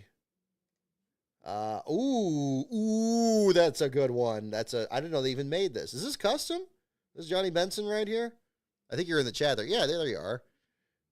Yeah, is this custom made? I can't tell. If it's a custom, that's really good. I don't remember them actually making diecast of the Aaron's car. This is from like the first version of it with the yellow numbers. Like they were running. I think it went to, or I guess it was a later version. I mean, I think you had white numbers and then it went yellow. I'm trying to remember. I know it was the second half of the season for sure with the whole MB2 detail because you got the MB2 logo right down here. Very nice. It's a very chaotic paint scheme, but it's still a very nice scheme at the same time too. You got your Robbie Gordon back there, the Speed Energy one. With the second version of the logo because the other one looked like Specialized Bicycles, so they had to change it. You got the DLP car here. You got your John Wood. You got your Robert Presley. You got your, looks like that's probably a Boris Said there. Very nice. Very nice. Doing it right. Doing it right. So good. I have one of the Benson ones from 2000. Okay, it isn't. All right, right on. Big G, yeah, go ahead. Yeah, anybody that's jumping on, if you add stuff to the thread, we'll just keep going. I'll keep going with this. We'll see if we do trivia or not here, but we'll probably just wrap up with this here on there. But hope you guys are enjoying it. I know it's a little bit different from the first part of the show here, but we're gonna do something a little different for the championship race here. Let's look here. We got a few more. You got some good ones in the background. Look at this 2001 Jason Leffler. Nice scheme, very underrated scheme. I mean, of course, a newer version of the Bell South one after the change up there, but really underrated scheme. I thought that one looked really cool back then. I'm so glad they made it back then. The Mikasuki car, you got one of those. It's like you got one of the 2004 Cup Dodges there. You got your Morgan Shepherd and the shell casing there. It's like some more down here. You got looks like a 2001 or 2011 Gordon. You got, looks like the Sharpie Kurt Busch throwback up here. Very nice. Very nice. What else you got here? Oh, there you go. We talked about the, referencing Kyle Busch, excuse me, the other day about the 84 car. His first last place finish was in Martin Truex's first Cup start in 2004 at Atlanta. Ran the version of this that had the honor of the plane crash victims that lost their lives the previous week. I believe it had a black or a dark blue hood here. But very nice scheme. This CarQuest cars always stand out. Very nice. So, yeah, good find, too. There we go. Hornish there in the Dodge. I forgot they even made Dodges in 24 scale back then. I usually don't buy 24 scale that much. I've only recently started doing that. I've been much more of a 64 scale kind of person. But this is nice. I like how detailed the nose of the car is. That looks really good. Really good. There we go. Oh, yep, there's the desk. Yep, I see your picture here from the whole thing. Let's see here. So, yeah. Okay, there you go. You got the hauler for the Smokin' Joe's team there. Yep. Oh, and there's the you got the Andretti under the lights there too, as well as the Sadler. You got your Junior. That was a pretty good Mountain Dew paint scheme. That silver and green one, that one wasn't bad. I've said a lot that I didn't like a lot of Junior's schemes, and I really don't. I think especially when they added like the black panel in the back, they just looked messy. But this one was pretty good, and it looked this is the I remember it more in 2011, but this looks like it's on SS. So I think it was must be like a 13 or 14. There we go. He's got the, yeah, right on. Bass Pro version there. I like the bobblehead here. Is that Sprague or is that, I guess it looks like Sprague. I don't think that's Mike Bliss. It's definitely not Ward Burton. But, yeah, no, good finds. Good finds. Very good finds. 2013 is a due scheme. Okay, there you go. And, yeah, this very nice large-scale Kurt there, too, to tie it all together. Very good. Excellent. Excellent. Whoop, hang on. Is that all of it? No, that's not all of it. Hang on. There's more in this. I think it just clicked on the one tweet. Let's bring that down. Let's see. Okay, did we do this? No, we did that one. We did this. Okay, we did that. Here we go. Randy Ridgway has the 124. You see, here we go. You have a 124 scale Emporium here. I like this. Look at this. I like how you'd have these numbers displayed down here. Where you can see, like, yeah, which one's which. You got your Kyle Petty's and Johnny Benson's, and there's a Jerry Nadeau, it looks like, here with the blue, and the Brett Bodine, and the Jeff Bodine. Oh, that's very cool. I love it here. You got your 2004 Daytona 500 winner. You got your 98 Earnhardt and Earnhardt Jr. cars there. Very nice. Oh, look at this nice poster here of Earnhardt there and the Bud Moore car. Very nice. There's a Ward Burton Hardee's car. You got your Rick Mass Skull car. Oh, yeah, you're doing good. Yeah, doing very good. No, this is nice. Revell Team Caliber mural. I like it. Yeah, mural's a good way to put it there. I like that. Yeah, like Tony Raines. Here we go. Pixie with the Andy Belmont car. There you go. The 2004 version, the Dr. Diecast metal arrestor machine there. Very good find. Very good find. And Matt Miles here with the 1/18th scale version. Very nice. It's amazing this gets produced. I mean, Andy Belmont ran so infrequently in the Cup Series, and over, again, his story is very interesting from those of you who haven't seen the Rise of the Field Fillers episode on it. But yeah, it's cool to see that a lot of his 59 cars show up. You usually don't see that number used too often here, but very good finds. Let's see. Yeah, I could do a YouTube mini-series on your collection. Right on. Alrighty. Garrett, I always run into you at the racetrack here. Thank you for sharing your collection as well. Oh, I love the Nemco Motorsports nose here. Look at this. Oh, a nice. Is this all trucks? That's all trucks. My goodness. You don't usually see that many Truck Series ones there. That's crazy. Oh, very nice display. That's a really good one. Yeah, it didn't even make a start in the Dr. Diecast one. Yeah, exactly. Yeah, that was the 94 Brickyard that didn't get there. Just tweeted you mine with an @ Okay, excellent. There we go. Yeah. Very interesting. Very interesting. So, they got the Royal Crown Dodge here at the same time. So, we'll do that. Oh, very awesome. Yeah, I'm just kind of looking for little details, trying to figure some of these out here. Oh, really nice. You got your Jeff Bodine one down here, or Barry Bodine, or something like that. I didn't even know they made this many trucks and diecast. Like, that's a really cool find. What on earth? That's amazing. Oh, there we go. There we go. Look at that. My goodness. I don't even know where to begin. I like this display here where you got kind of like packs of cars on the track here. That's really hip. Yep. No, that's pretty epic. That's pretty good. You got your displays back here, the Rusties and so forth. My goodness. Here we go. Oh, I'm noticing a lot of Robert Presley's in a lot of your guys' collection, which is great. And Garrett here is no exception. Look at these right down here. You got your alternates down here. The traditional Jasper car, but then like some of these other ones with the Panther on the side of it there. Some great paint schemes. There we go.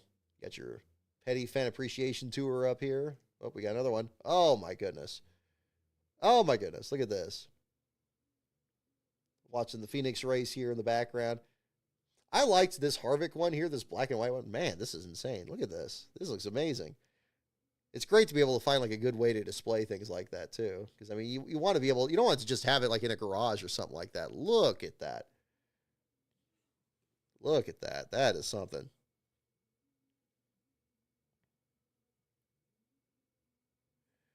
All righty. Very cool. Very cool. All righty. Well, very good picture there, too. Oh, Crying Blaney. Very good finds here. I'll tell you what, this is one thing I've been looking for, too. See, we talked about the Jason Leffler scheme earlier, but there was a very, very limited run of the 2000 version of the Bell South paint scheme there, and these made there. And you found two of them. Fantastic. That is great. Yeah, again, I mean, the Kenny Irwin accident happened in July. I didn't think there would be enough time for them to make something else up on there. Triple TV setup too. Yeah, Garrett's winning for sure. Yeah, that's definitely the case. No, great finds on these too. That's a really cool selection there because yeah, there's like a Chick-fil-A version of the 01, but it doesn't. It's not nearly as good as the original paint scheme. So great find there too. Yeah, I don't know who's winning overall here, but I think Garrett's is definitely as a top contender for sure. Let's see. Let's show us here. It's not gonna be anything. If somebody shows anything, it's gonna be offensive. I don't think these are gonna be offensive tweets here. I was like, okay, here we go, Carlos. Oh, okay, Carlos, is this one you just posted here? All right, thank you for sharing. Fantastic. Oh, there we go. Oh, very nice. Very nice. Look at this. Okay, so we got some late models up here. We got your Ken Schraders. All right. Oh, very nice. See, it's always tricky. I like this too, where again, you can look at as many of them as possible. I imagine you always kind of like try to shuffle them around and stuff to kind of see what yours look like there. 611 Hornet, you tweeted yours too. Excellent. Excellent. Yeah, I'll check my other list here too to make sure I got everybody's. I'm sure. I mean, again, everybody's in the same shot. One of these days, I'm gonna have to do something with my collection here and do a video. I keep delaying doing that or something. But maybe when I get a little bit more free time, we'll have to figure something else on that.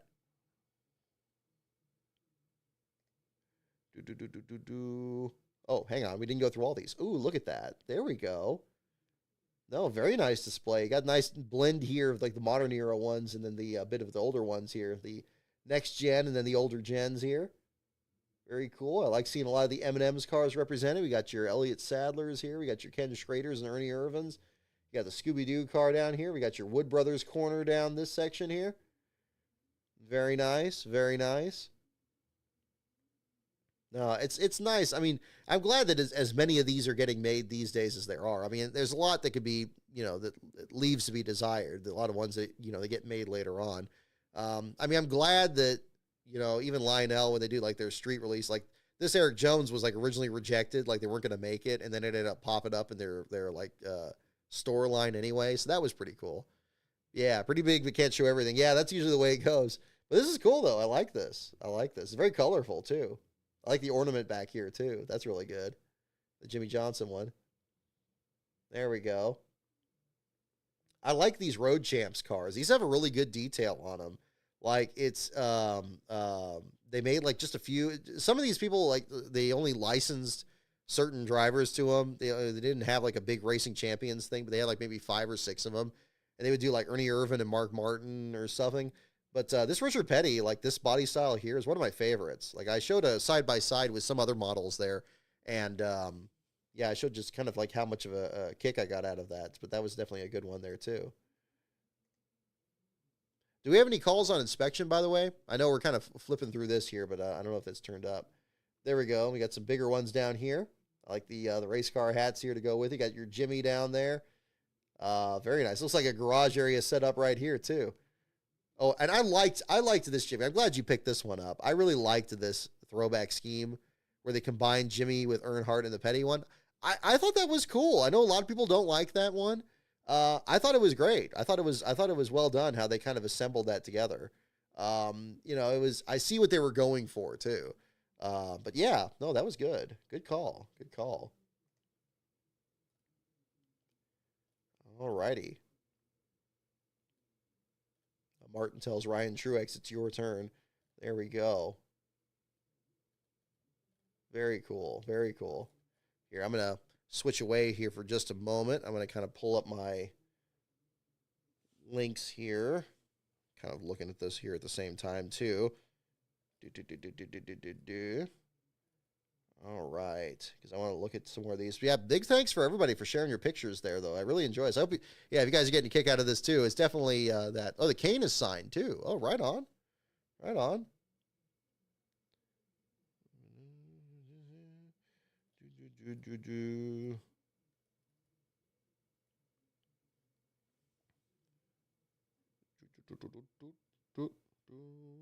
Hang on.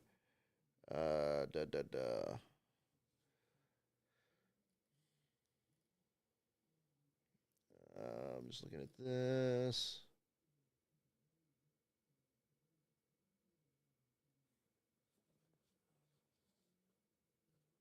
Oh, hang on.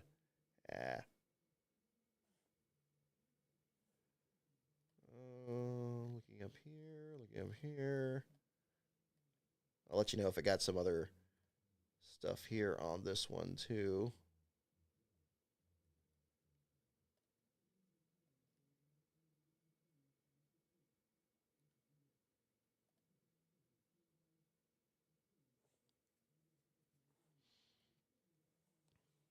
New. Da, da, da.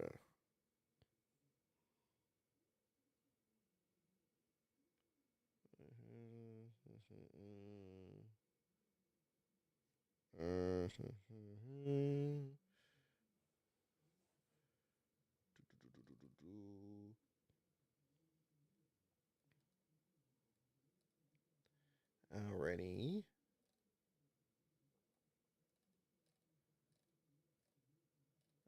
Let's see. Yeah, okay, cool. Let me see here. Oh, okay, here we go. We do have some more pictures. There we go. Oh my goodness. Check this out. Look at this.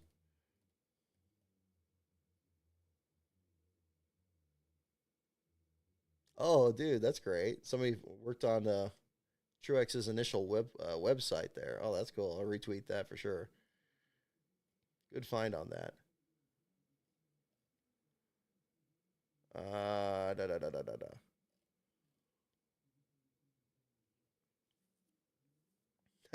I'm getting a couple of requests for the pace car out sticker. I think I will order that. Maybe we'll do some pre-orders there, and I'll get that process there for my sticker provider here in the meantime. Oh, here we go. Let me bring it back to the second screen again. We do have another picture here. This from Grant Williamson. Thank you for sharing your picture here as well. This is a nice display of 64 scale madness here. I do like it. That is great. We got some Junior Bud cars. We got some Kane cars over here. We got the Jeff Gordon Pontiac from his first start. We got the Bristol Night Thunder car here. I like the Scott Wimmer down here and the Dodge. You got your Robbie Gordon, your 99 Michael Waltrip, and the rest of the gang here. Oh, I see an AJ Foyt looks like back up here. Oh, very nice. Good cross section of some different eras. Oh, here we go. Let's see. I got some other pictures here in this link. Excuse me. There we go. Got some newer ones. Oh, that's kind of an interesting number font on the Band-Aid car there too. Look at that. I always love when they have like little eccentricities like this where the number doesn't seem the right size. There we go. Big G, right on. Thank you for sharing. There we go. We got the Shane Van Gisbergen up here. We got some more of the modern stuff down here. But kind of a good cross section down here. I like that. I like that. All righty. Scott Dixon champion car down here. Dale Jr., Jeff Gordon's Carolina car down there from the Busch Series. Very good finds. Excellent. Excellent. Thank you for sharing that. Jeff Gordon's your favorite. I love his cool schemes. Yeah, well, there's definitely some cool schemes you got in here, too, to kind of go with that, too. But I definitely see the Jeff Gordon influence there, too. Yeah, definitely a lot of 24 in the shot there. I like it. Right on. Excellent. All righty. And we go up here as well. 611 Hornet sharing his. We got a good picture of most of my 64 scale. It's a custom GoldenEye Morgan Shepherd car. Oh, you landed that. Right on. I saw that was online. I was wondering who was picking that up. Great job getting that. That was the box art for sure, like wins it right here. You can see it kind of down here in the corner. But yeah, it had this great shot of Pierce Brosnan and Morgan Shepherd. And that must have been so much fun to Photoshop for sure. But a great custom. So good find. Good find. Love this Lake Speed car here. I've always had a soft spot for this Purex car. I picked up this one a while back there. That always looks nice. You got some other good Richard Petty's here.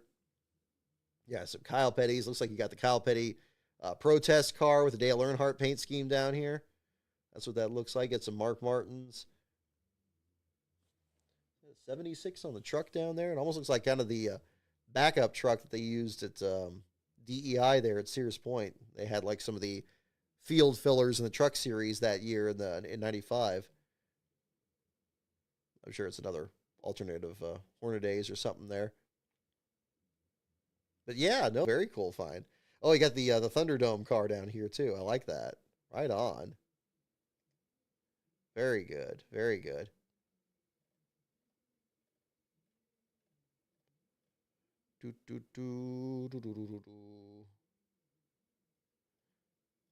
Let's see here. Yeah. Oh, of course. Of course, that picture pulls right back up again. All righty. Excellent. Excellent. Well, thank you so much, everyone, for sharing your pictures here as well. We got some very interesting collections that everybody's had and sharing that on here. We'll have to do some more segments like that to kind of show more of what everybody's sharing here. And I definitely got to share some pictures of mine as well to kind of join in on this here too. Whoop, we gotta get this here at the same time.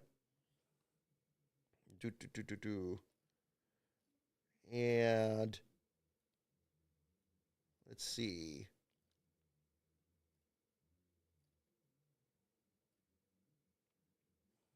Okay, hang on. Let me check that as well.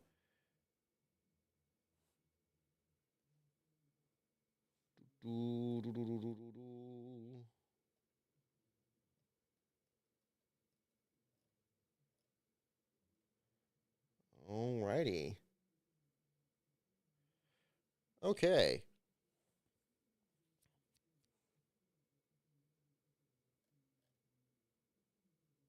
Oh, very interesting. Let's see. Try to get some more pictures of individual cars.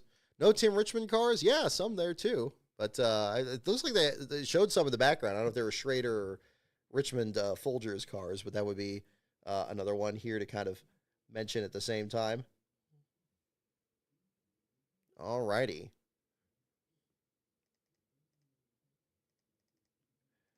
All right. Well, tell you what. Well, we have so we're down to okay, hang on. Just kind of checking.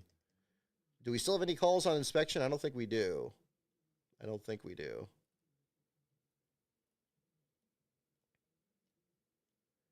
Not there, not there. I don't see it on Pockrus's page. Yeah, not really much change on that end there too. Okay. How come we don't get Hot Wheels diecast now? Good question. I mean, a lot of those are just like really, I mean, those used to be like the really premium ones that had like really, really cool deals there too. But yeah, okay, good. I'm glad you guys enjoyed that too. So again, a little bit of a longer show here on this, and yeah, I'm always enjoying seeing people's stuff on there for sure here at the same time. Let's see here. So I'm going to we'll do some trivia here to wrap up this evening. I know it's already been kind of a long show here, but a little bit different for the championship weekend here at the same time. So we're going to go ahead and go into this. We'll go ahead and bring out the old late 90s deal here again. So NASCAR, pits, teams, tracks, drivers, or the wild card. Definitely let me know which category you'd like, and we'll jump into that here in the meantime.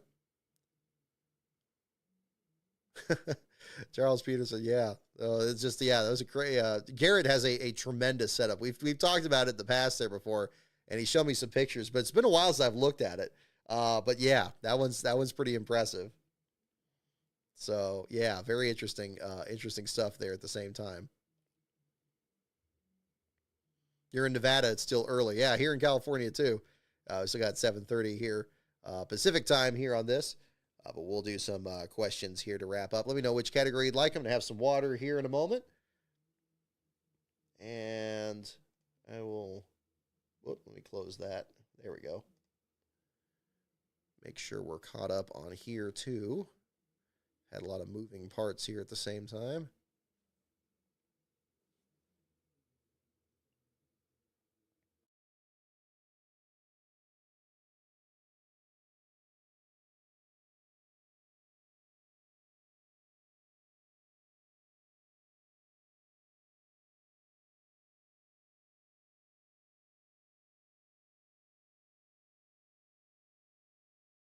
There we go.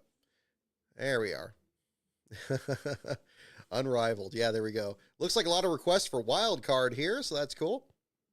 Yeah, the Hot Wheels ones had the rubber tires on them, so those were definitely the premium ones. They're always very heavy too. I think I talked about that on the show here before, but they always felt very different that way.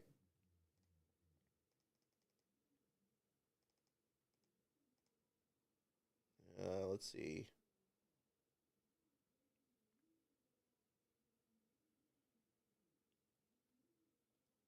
Oh my goodness. Somebody, Steven Nava on Twitter, just posted a picture holding the Tyler Reddick championship hat here.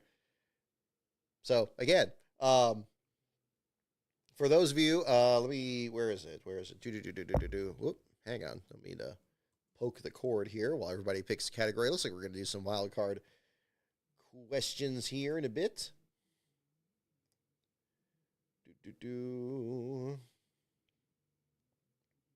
So here at lastcar.info, yeah, we have we have 17 certificates here from the championship battle this weekend. We, of course, have still the 3 this weekend. We did not quite, I am a little bummed. I have to admit, I think that's probably why I felt a little deflated at the start of the show here, because it was like, it would have been really, really, I had like a thing in mind if Ryan Blaney was going to win the Cup Series championship and the NASCAR championship at the same time, and like how crazy that was going to be. And I was like, okay, well, let's not get ahead of ourselves. It's never happened before. It's easily the closest. It's way, way closer than it could have ever happened before. But yeah, I don't have any connections with Nashville, but I was going to try to get one of these certificates over there. But that's okay. We have these, all of them on online there. If you go to the lastcar.info page, and you click the stickers link at the top, that gets you to the lastcar.info store. That's the same place there. If you want to get some stickers as well, those are on there. But these will be on auction there between now and next week. I even have, actually, speaking of diecast, I actually have a couple more of those Roaring Racers that I picked up back over the winter, or back over the summer. Those are still available. Actually, for those last 2, they're a little bit nicked up, so I have some bonus card that I'm throwing in with each of those.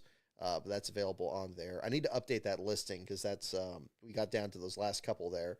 But yeah, we actually sold some Brad Perez stickers here the other day from back when we did the sponsorship there with the Apex Coffee Roasters car. So that was really cool. So that was a fun deal. All right. Yeah, goodness. Oh, okay, the race results. Oh, it's still loading. Okay, there it is. Alrighty. So we'll do a couple questions here to wrap up for the evening. We're in the wild card category. Here we go. How many laps do most NASCAR Winston Cup qualifying runs consist of? Now, this is thinking of late 90s, so maybe a different story today, certainly with the rounds, so just keep that in mind. How many laps, so we're looking for a number, how many laps do most NASCAR Winston Cup qualifying runs consist of? Alrighty. In the meantime, I kind of want to browse back in the chat here, make sure there isn't anything else I was missing. I'm sure the chat was lighting up there at the beginning, so we'll have some other ones.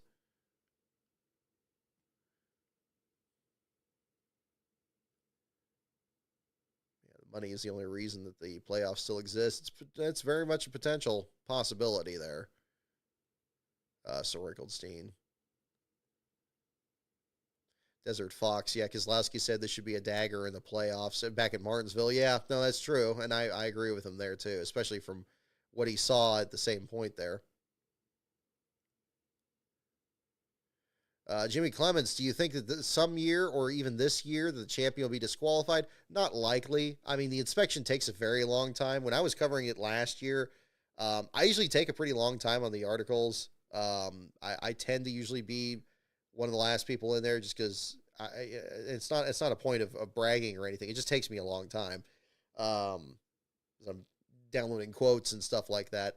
The trade-off is I usually don't have as many articles through the weekend. I kind of condense it into my race review thing at the end of the weekend. But regardless, when I usually pack up and head out, I think the last time, like, they were still working on like Blaney's car, and they had like the other championship cars in there or something like that, and they were standing by.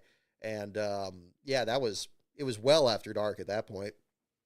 And at Phoenix, when it gets late, since it's out in the desert, the ceiling comes down quite a bit. It's usually kind of foggy there too at the end, which is probably why they don't do, I mean, it wasn't really an issue when they do a night race there, but if it gets like real late, like, that layer kind of comes in there a bit. I'm no weather expert, but I mean, that's kind of the way it feels like there too. But yeah, it'll probably take a while there for this. So I don't think, to answer your question, Jimmy, I don't think this will be the year that the champion gets disqualified. I mean, at the end of the day, if it goes from him, it's going to go over to Blaney, and I don't know if Blaney wants to win a championship that way either. But I mean, they still got to do the inspection, so it's hard to tell. Let's see. Got guesses for 2. Got guesses for 4, or 2 plus in lap and out lap. Yeah, it's kind of a weird way to phrase the question here on qualifying laps. It's like, is it the whole session or just the laps for each person? I would assume it's the laps for each person. But yeah. How many laps do most NASCAR Winston Cup qualifying runs consist of? And the answer is 1. It's going with the old format. 1 lap there. So yeah, 2 is more like 2000. Yeah, like when they stopped having second round qualifying, that's kind of when they did 2. But yeah, it says 1 on this one. Oh, here we go. Here's a good question. What retired driver was a 1953 state diving champ in Florida in his youth? Question again. What retired driver was a 1953 state diving champ in Florida in his youth?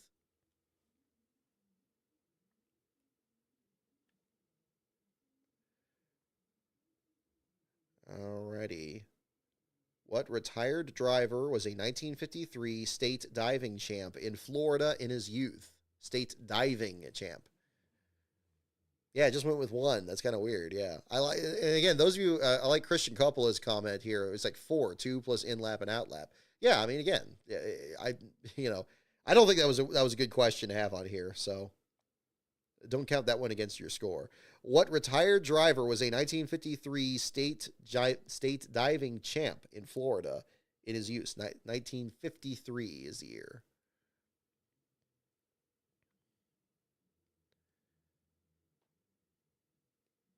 Alrighty. You got guesses for Banjo Matthews, Bobby Allison, Fred Lorenzen, Tiny Lund, Neil Bonnet. So retired as of the late 90s. And this was made. So we'll go from there. And the answer is Donnie Allison. Those of you guessed Bobby, you're very close. Donnie Allison. Did not know that. Did not know that. Donnie Allison, 1953 state diving champion. Very cool.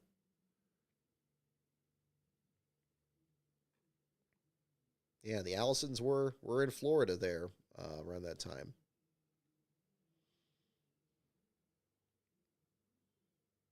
Okay, next question. Who pursued his racing dreams in 1984 after his stepdad moved the family to Indiana? Who pursued his racing dreams in 1984 after his stepdad moved the family to Indiana? That is the question.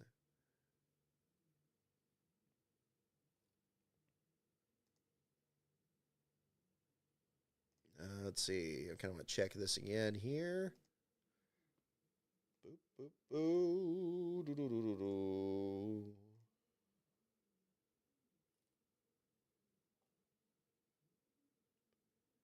Three playoff race victories.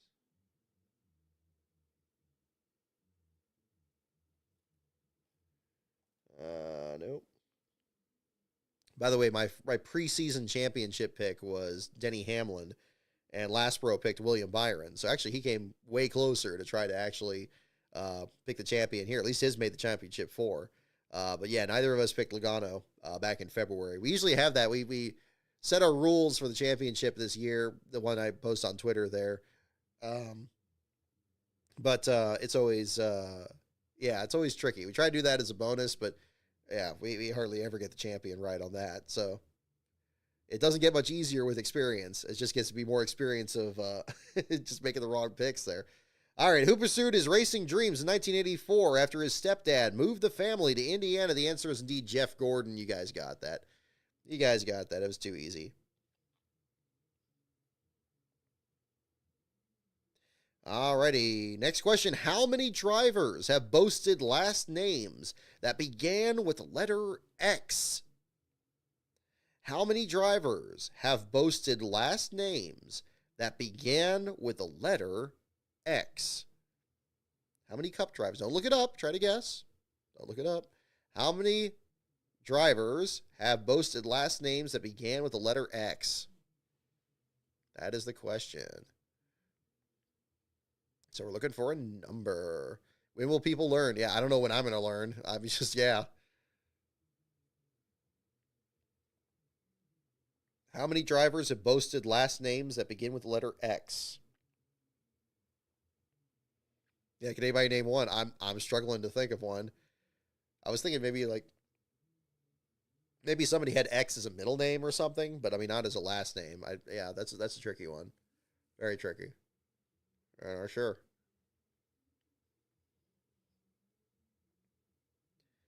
How many drivers have boasted last names that began with the letter X? All right, guesses for 2 and 3 and 1 and 0. And the answer is 0 as of the late 90s. That's what we need to do. You know, if we're going to have new teams, potentially, maybe some new open teams, we need to get some drivers' last names start letter X. We got to find that. Can't be impossible. You know, we had an international audience, an international driver group. I think we could potentially maybe accomplish that. All righty. Oh, okay.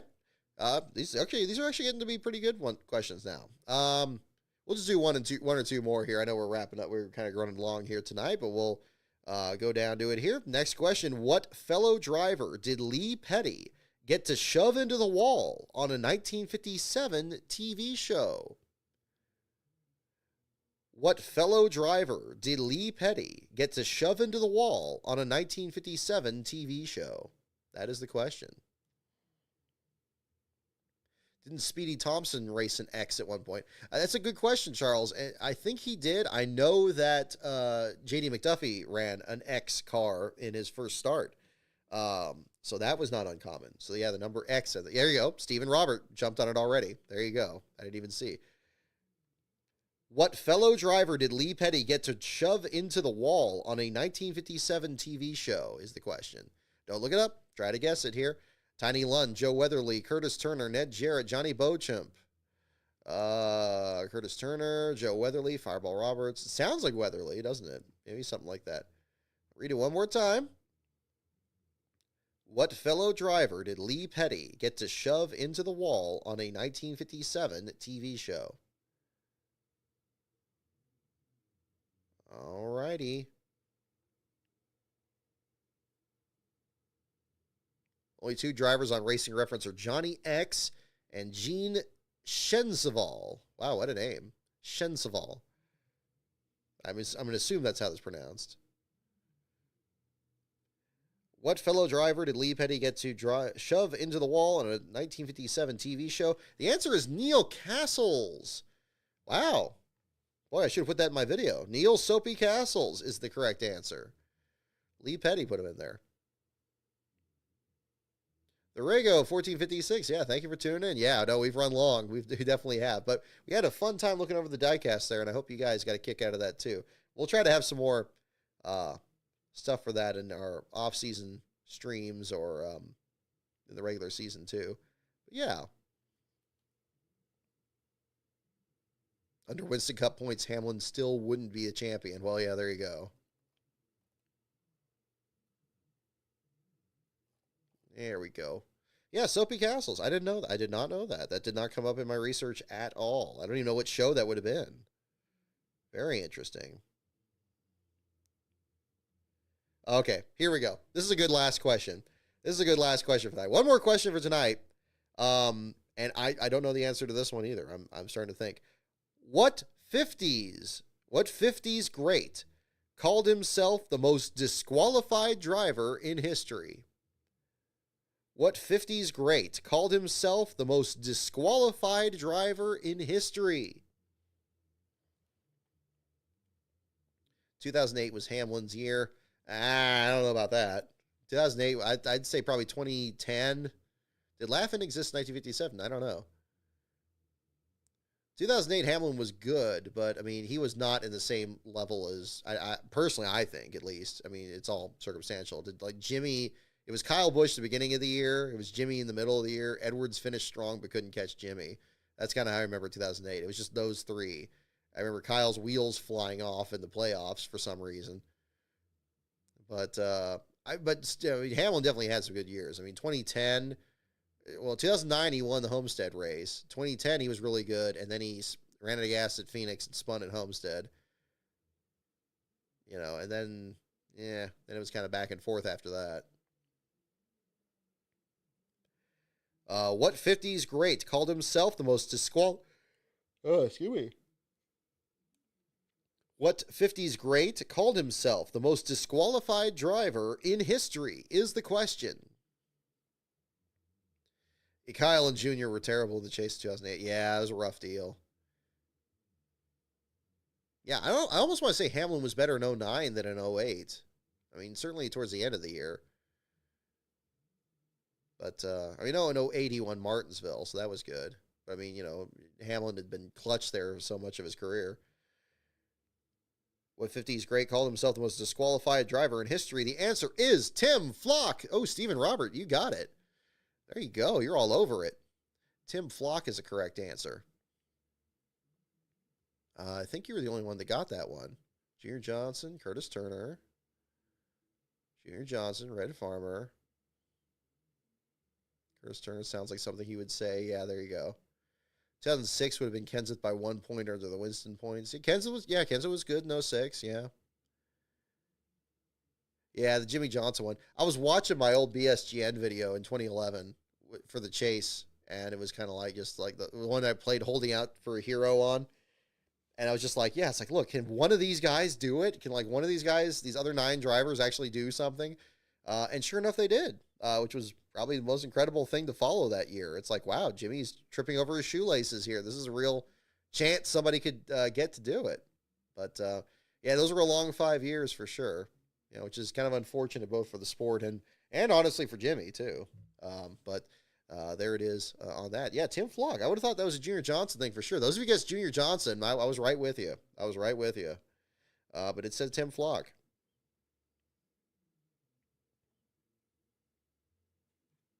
There you go. Yeah. All we do is win. There you go. So those the All-Star races in 2010 were amazing. That's true. There were some good ones. There were. The All-Star race, it really picked up speed right around that era too. Yeah. Well, there you go. Well, let me see. I'll take one more look here on this. I don't think we have a call on it yet. I don't think so. So it's going to be a little while on the announcement here for inspection. Oh gosh, Todd Bodine retweeted my post there of his big accident in 03. Says, I remember it like it was yesterday. Like, oh goodness. Yeah, that was a pretty savage hit. But there you go. No, crazy stuff. Crazy. Alrighty. Let's see. Oh goodness, Dave Moody's mother passed away. Goodness. Condolences. Oh man.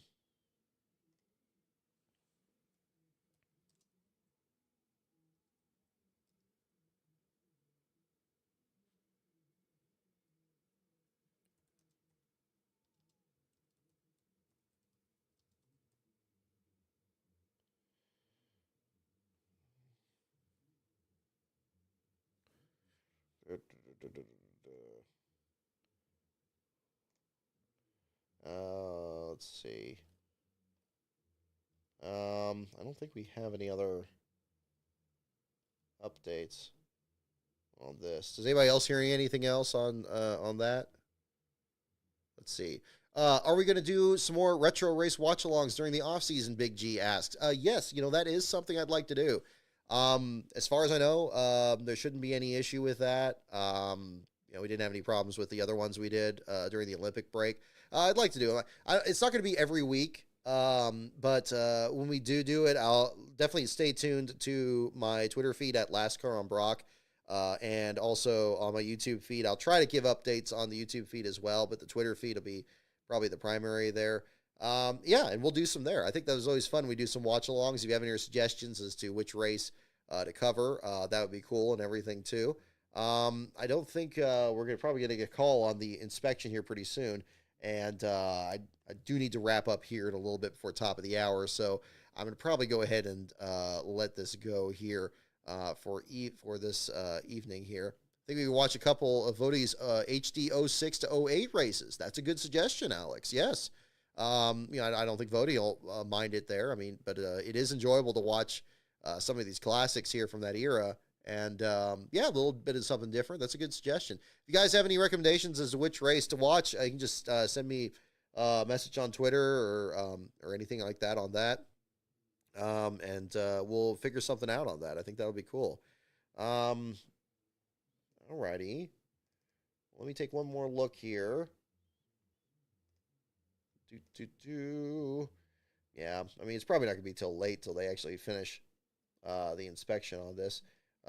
If we do hear anything else, that could be the case, but that will probably be something of that end there. So, yeah, we'll go ahead and wrap that up. So, unofficially, pending the results of post-race inspection, congratulations to Joey Logano for winning his third Cup Series championship, the 2024 champion here, just beating his teammate Ryan Blaney, who just barely missed a chance to become the first driver in NASCAR history to win both a NASCAR and LastCar championship in the same year. Blaney has already clinched the LastCar championship, again, pending the results of the same post-race inspection, so we'll find out if that's going to be the story there as well.